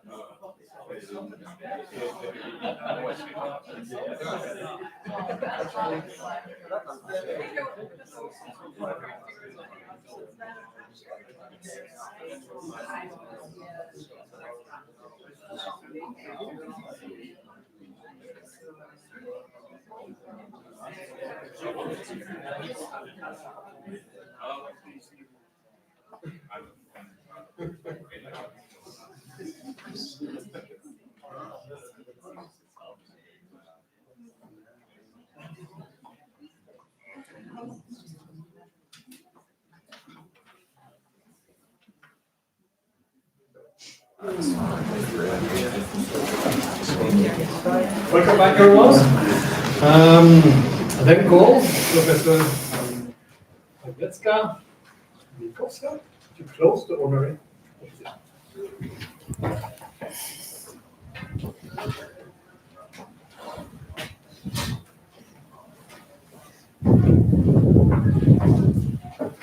Okay, thank you very much. Thank you for inviting me to serve as a reviewer of this thesis. It's been a great pleasure to read the thesis, and I thank you very much for making our life quite easy in terms of following the narrative. I would like to express exactly the same opinion on the narrative. It's been really, really a pleasure to read your thesis, which is not to be taken for granted. So sometimes we do suffer with reading thesis, but that was definitely not the case with your thesis. I enjoyed it very much. I would also like to express my agreement with the general statements of Angelo that the novelty is very clear. I also have not seen much work in the area of human-robot interaction or social robotics on this dual system approach, and so this is really, really great. And I also really enjoyed the fact that there was a combination of empirical work and theoretical work. So overall, really, really great work. And yeah, I guess I'll follow up on the questions. Again, as Angelo said, this is our task, so to challenge you a little bit here and to ask you some questions. So I will start with, I have a set of more general questions that I'll start with, so to go through basically all the topics, but at a more general level. Yep. And then I'll ask you a few questions that are more specific about studies. Is the sound okay? Is everything fine with the sound? Okay. Okay. So more specific questions about studies, methodology, and some, questions that I had along the way that are more specific. So perhaps the most general question for me that is actually following up on the question that Angelo asked about the dual system approach and its operationalization, right? So I was wondering, so Angela asked the question of like, one should ask from now on, since you're now the leader in the topic of dual system theory in HRI, one should now start asking the question of whether my work or anyone else's work is actually addressing system 1 or system 2. And I wanted to ask you the question, I had the same question, like how do you actually differentiate between those two in terms of empirical work? But I wanted to ask you, like, how do you actually know that you're addressing with your empirical work system 1? So why have you chosen this specific framework to explain your data, and what does it give you over and above, and what kind of benefit that framework gives you with respect to other frameworks that could also explain your data? So I felt that there are different ways that actually I could think of the data I presented, of the empirical part. For example, since this is kind of my more expertise on my side, I could reason that, well, there's the social brain and the cognitive brain, right? So perhaps when I see emotional expressions on the robot that activates the social brain. The social brain might be, the activity might just go faster, less effortfully than the cognitive part of the brain. So if you think about the brain networks, the neural implementation of the social and the cognitive brain, that could also explain the data, right? So why do you refer specifically to the intuitive cognition in explaining your data? What does it give you more than alternative frameworks? Yeah, I really appreciate, is this thing on? I'm not quite sure. Okay. But I do really appreciate your question. And I think to some extent, feel like there's a little bit of an overlap between like this social brain and this cognitive brain in terms of this dual approach, right? Because there are other dual approaches out there that kind of hint at similar things. And I do feel like emotion is such an essential part of this intuitive thinking as well. So maybe there's more similarity there than that's really extremely different. So I think that's fair. However, I decided to take the perspective that I did as my methodologies mostly look at like the immediate response rather than maybe something that's kind of built up. So with that in mind, I decided to look at the data that I've collected through those lenses from the perspective of like somewhat immediate rather than maybe something that's been like took a little bit more time. And I do understand that for some of the papers that might be questionable, which I can understand, but yeah, I think it could be looked at a different perspective as well. Yeah, because a follow-up to this that I would have is that, originally this dual system theory has been developed for decision making, right?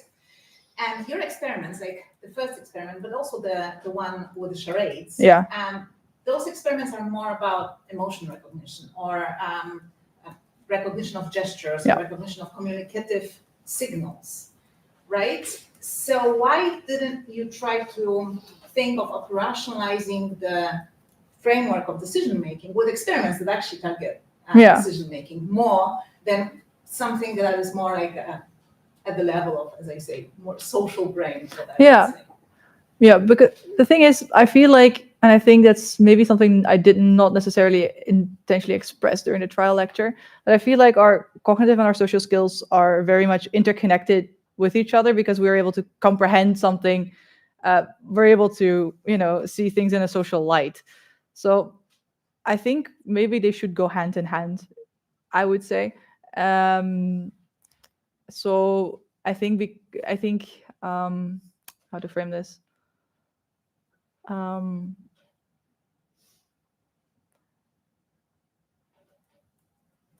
I feel that, or I think, when I look at the things that I I've done and my intuitive thinking, I would say, it feels like I took the lens that I had going into this project as well.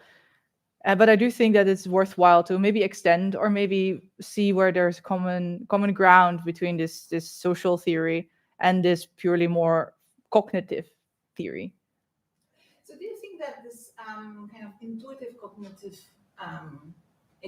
cognition or system 1, system 2 framework, does it give you or us as a field more predictive power over alternative frameworks? So can you derive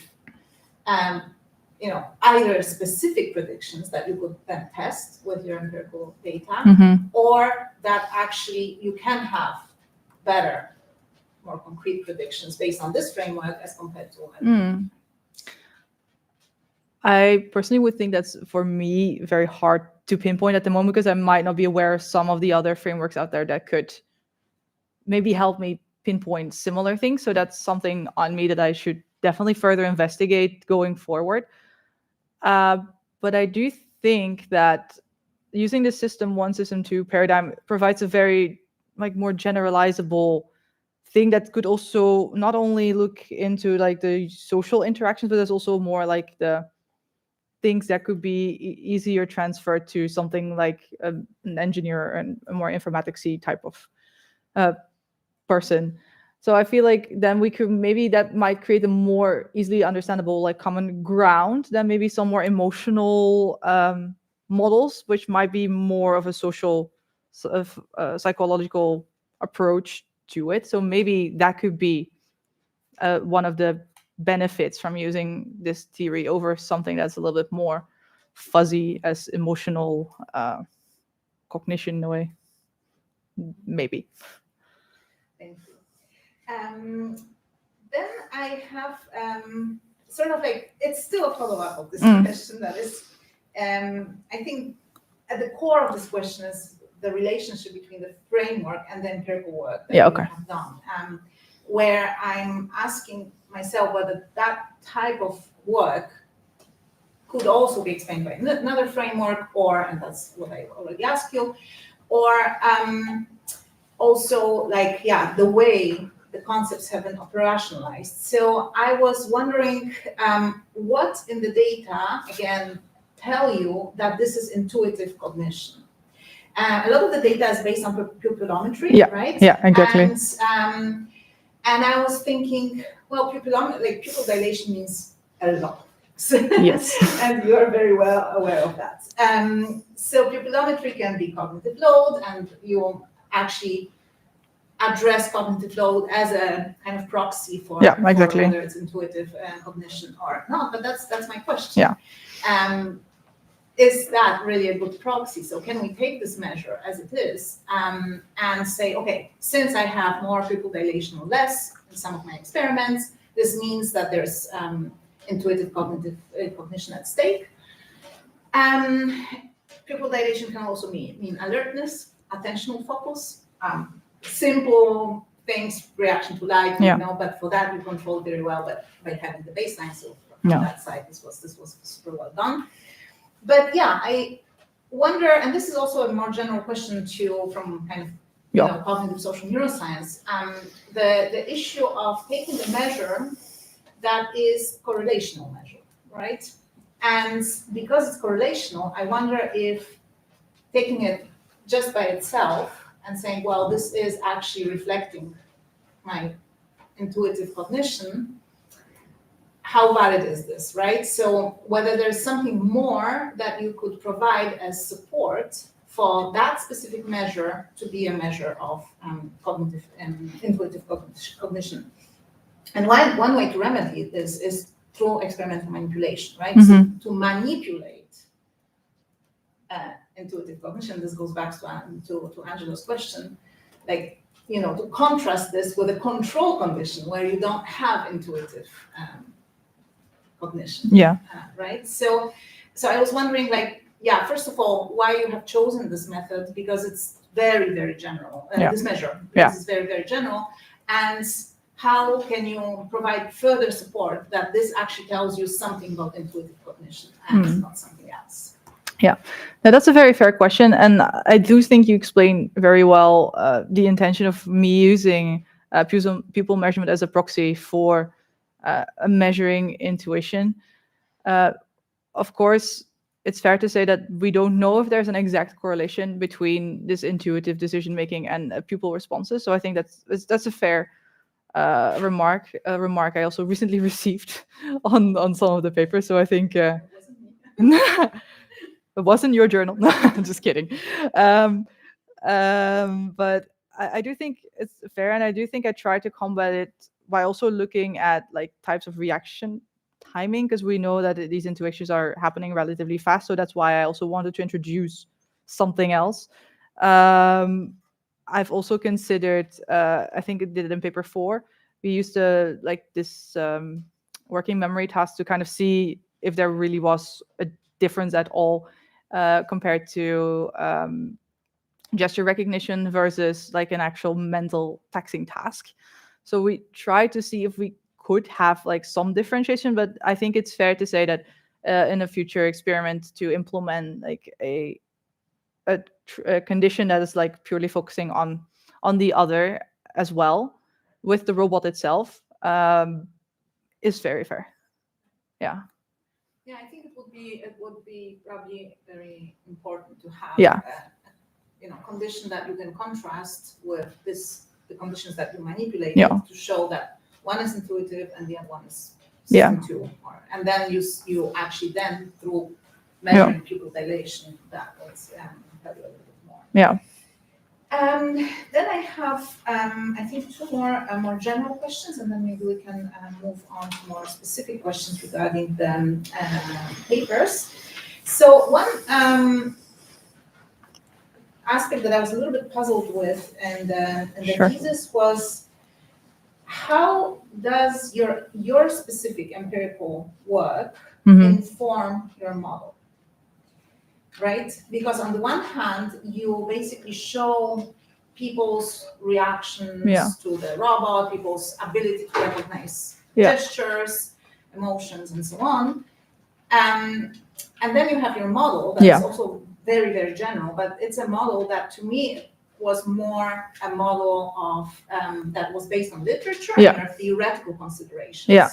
But where can you see the link between empirical, or maybe I didn't get it, maybe Sure. explain a little bit better to clarify this link between the data that you have had in your empirical work and, let's say, a little bit more mechanistic explanations of the data that would then inform the model. So the link was not exactly clear. Okay.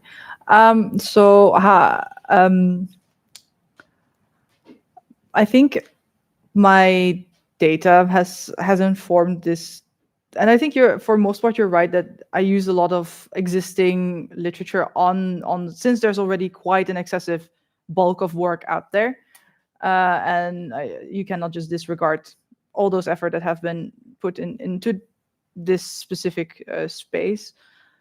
But how, like, I think mostly the element of what's happened in this cognitive part of the framework, and some of the things in the perception layer, like this emotional reaction in the sense where you have like these drivers that inform our perception and how we perceive the context. I think that's clearly or partially confirmed by my data collections, especially in terms of like these real world experimentations.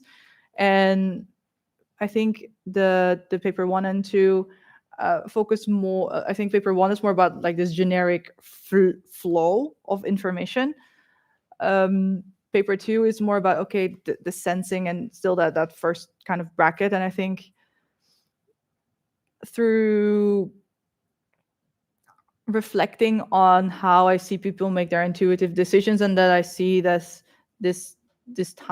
continuous aspect of people's reasoning when interacting with a robot, I felt more for kind of not per se segueing away from this 1-2, but treating them as two extremities of the same principle of time. And I think throughout my PhD, I've kind of been searching on what what side am I on, and what do I feel supports? What reasoning do I feel supports my reasoning for this model? And I think it was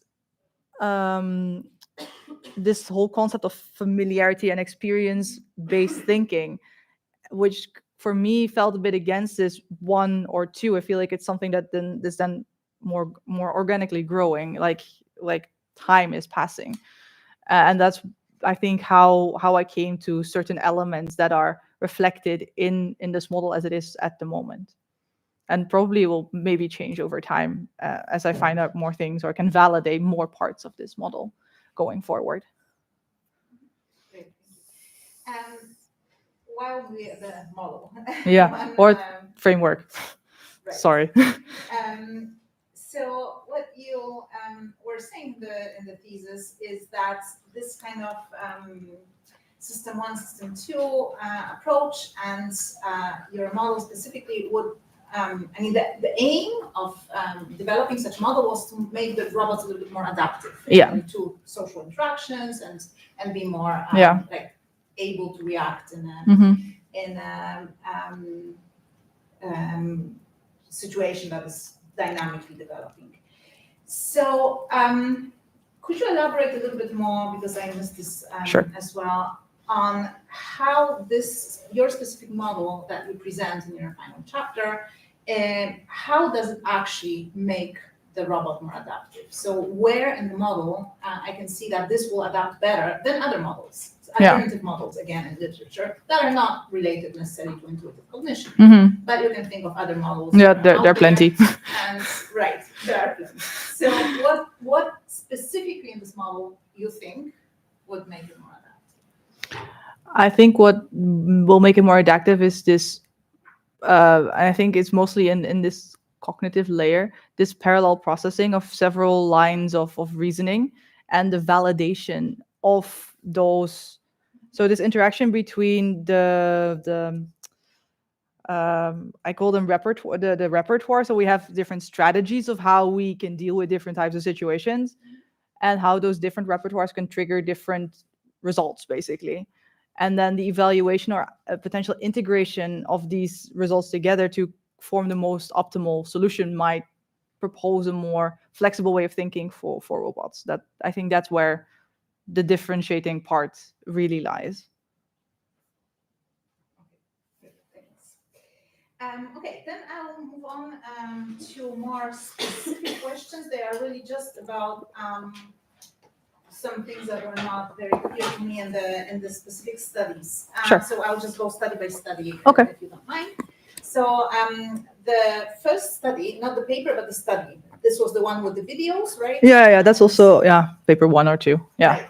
So one thing that was not clear to me is, like, why did you manipulate the angle of why was that important for your research question? Because you showed the videos from different angles, right? So what does this factor provide us with? Okay. Well, different angles of observing something will provide different types of information, and especially like side profiles are known to provide as little information as possible.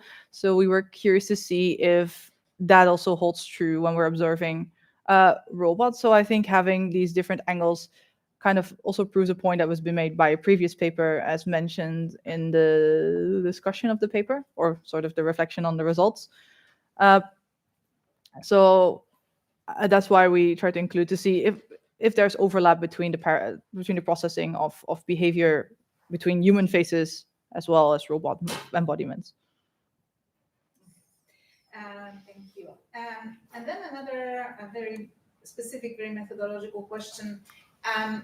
The emotions that you validated first with a number of judges, right? You basically gave them a binary choice between happy and sad. But then you asked participants to point on a much more fine-grained kind of. So why was that? Why did you decide for?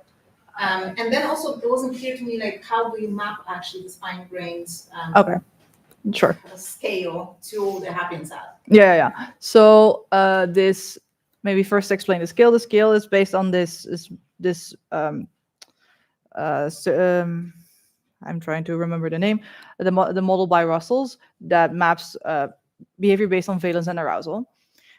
So if we were to look at more positive behavior, we would look at the top right corner, and more upset or sad would be more in the left-hand corner. So that would be a very nice way to kind of diversify if people understood what we were trying to go for. And we decided to go for a little bit more fine grained than like having a binary choice or like the 6 basic emotions, to I think also to provide a little bit more freedom of interpretation, as long as we consider them to be in that corner, we would consider them like appropriately understood by the participants. So you want to have a little bit more, Yeah, exactly. That makes sense, yeah, of course.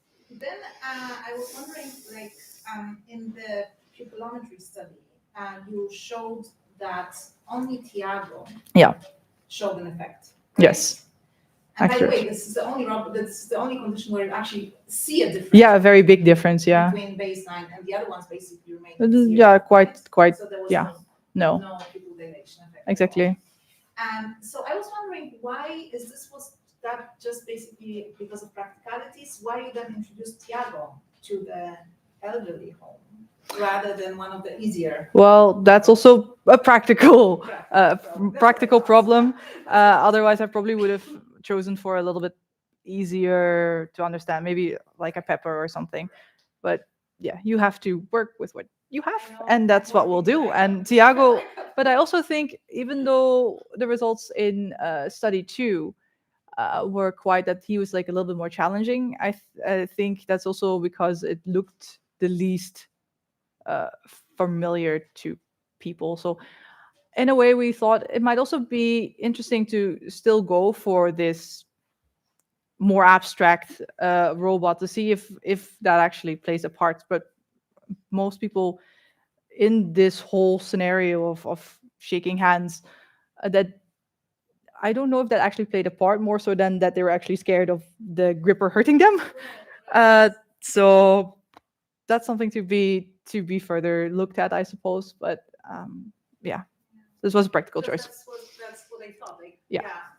They, as you reported, the elderly were a little bit fearful, maybe of the interaction, but that's because Tiago, as you showed in your previous study, is the robot that is least familiar, right? Yeah, so exactly. Probably it would be easier for them. Yeah, maybe if you even had a Tiago with 2 arms, it would have been different, probably, because then you can have more of a symmetric design of behavior, like it's something that's easy to anthropomorphize.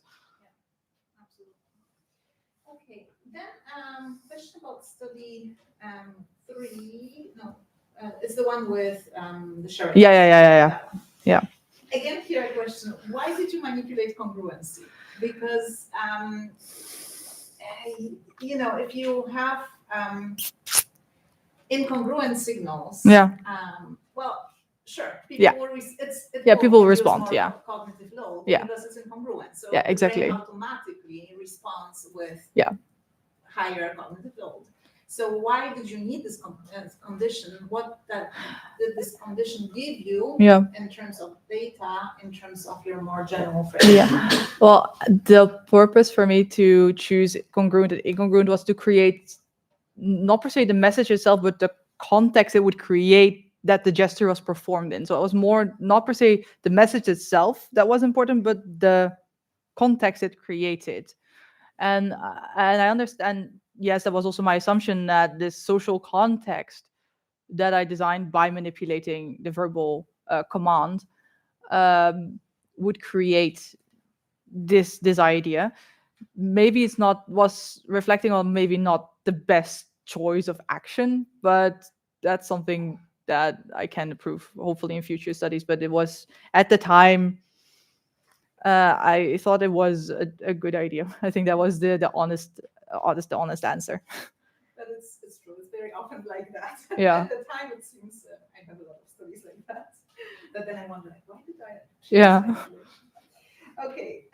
Great. Then I think I will. I don't know how we are in time. I'll just finish with. I think I have two more questions that are again a little bit more general. One is about the ethical considerations. So, which are all very, very valid, and we all know that there are certain risks with these robots that are becoming more and more intelligent, or AI that is more and more intelligent. But you have been framing the risks in the context of, again, intuitive cognition robots that have this dual system embedded. And I wonder, like, why do you think there's more risk, for example, for over-bonding with them, the risks that you mentioned, as opposed to like any system that is just more autonomous, right? So I think that your ethical considerations are valid for all the more autonomous systems. So is there something specific in the, again, intuitive cognition framework that makes it a little bit more of a risk? And I think the risk is, and I think it's something that was pointed out, I think by Angelo as well, that people like predictable robots, and even if it's autonomous and it's functioning in a very rational, for them, rational way, a predictable way, then it's somewhat easier. There's still the same ethical challenges, but I think you add a layer of complexity by adding a level of unpredictability. Exactly, and which is more human-like. So the question then becomes, I think, even more what happens, especially in terms of liability, what happens if they make a wrong decision? What is going to happen? Who is liable for whatever? This is just one of the examples. Or also, how do we then treat transparency with something that like we don't sometimes even know why we have intuitive. So if we don't even know and we ask it, we put something unknowing or something sense like in an artificial agent, and how is that supposed to know how to explain his own decision when we actually ask transparency from an agent? I feel like that's in itself is very contradicting and very, very difficult to ethically deal with. So I think that's where more challenges arise in terms of having just an autonomous agent. Great. And then my very final question is very general, and it is the following. If you were to choose one message that you would give, one sentence message based on your data that you or your results that you would give to, on the one hand, a psychologist, you know, the type of message that you read in journals, in newspapers, where scientists found that. That one take-home message for a psychologist on one hand, and on the other hand for roboticists. What would be that message? Oh, I think that's a very good question. I really like that question. I always ask my students when they write up manuscripts to think of that question, because then we can so I think the question is, let's see. One take home. One. I think that giving robots intuition will be great. However, we need more understanding of the mechanism behind it to be able to put ethical robots into the world. Yeah, I think that's what I would go with. Great. Thank you very much. That's all from my side. Thank you.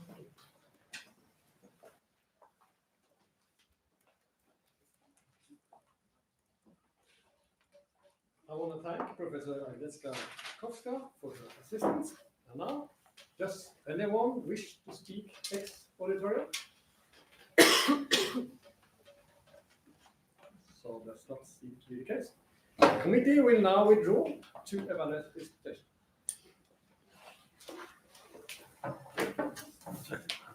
Second.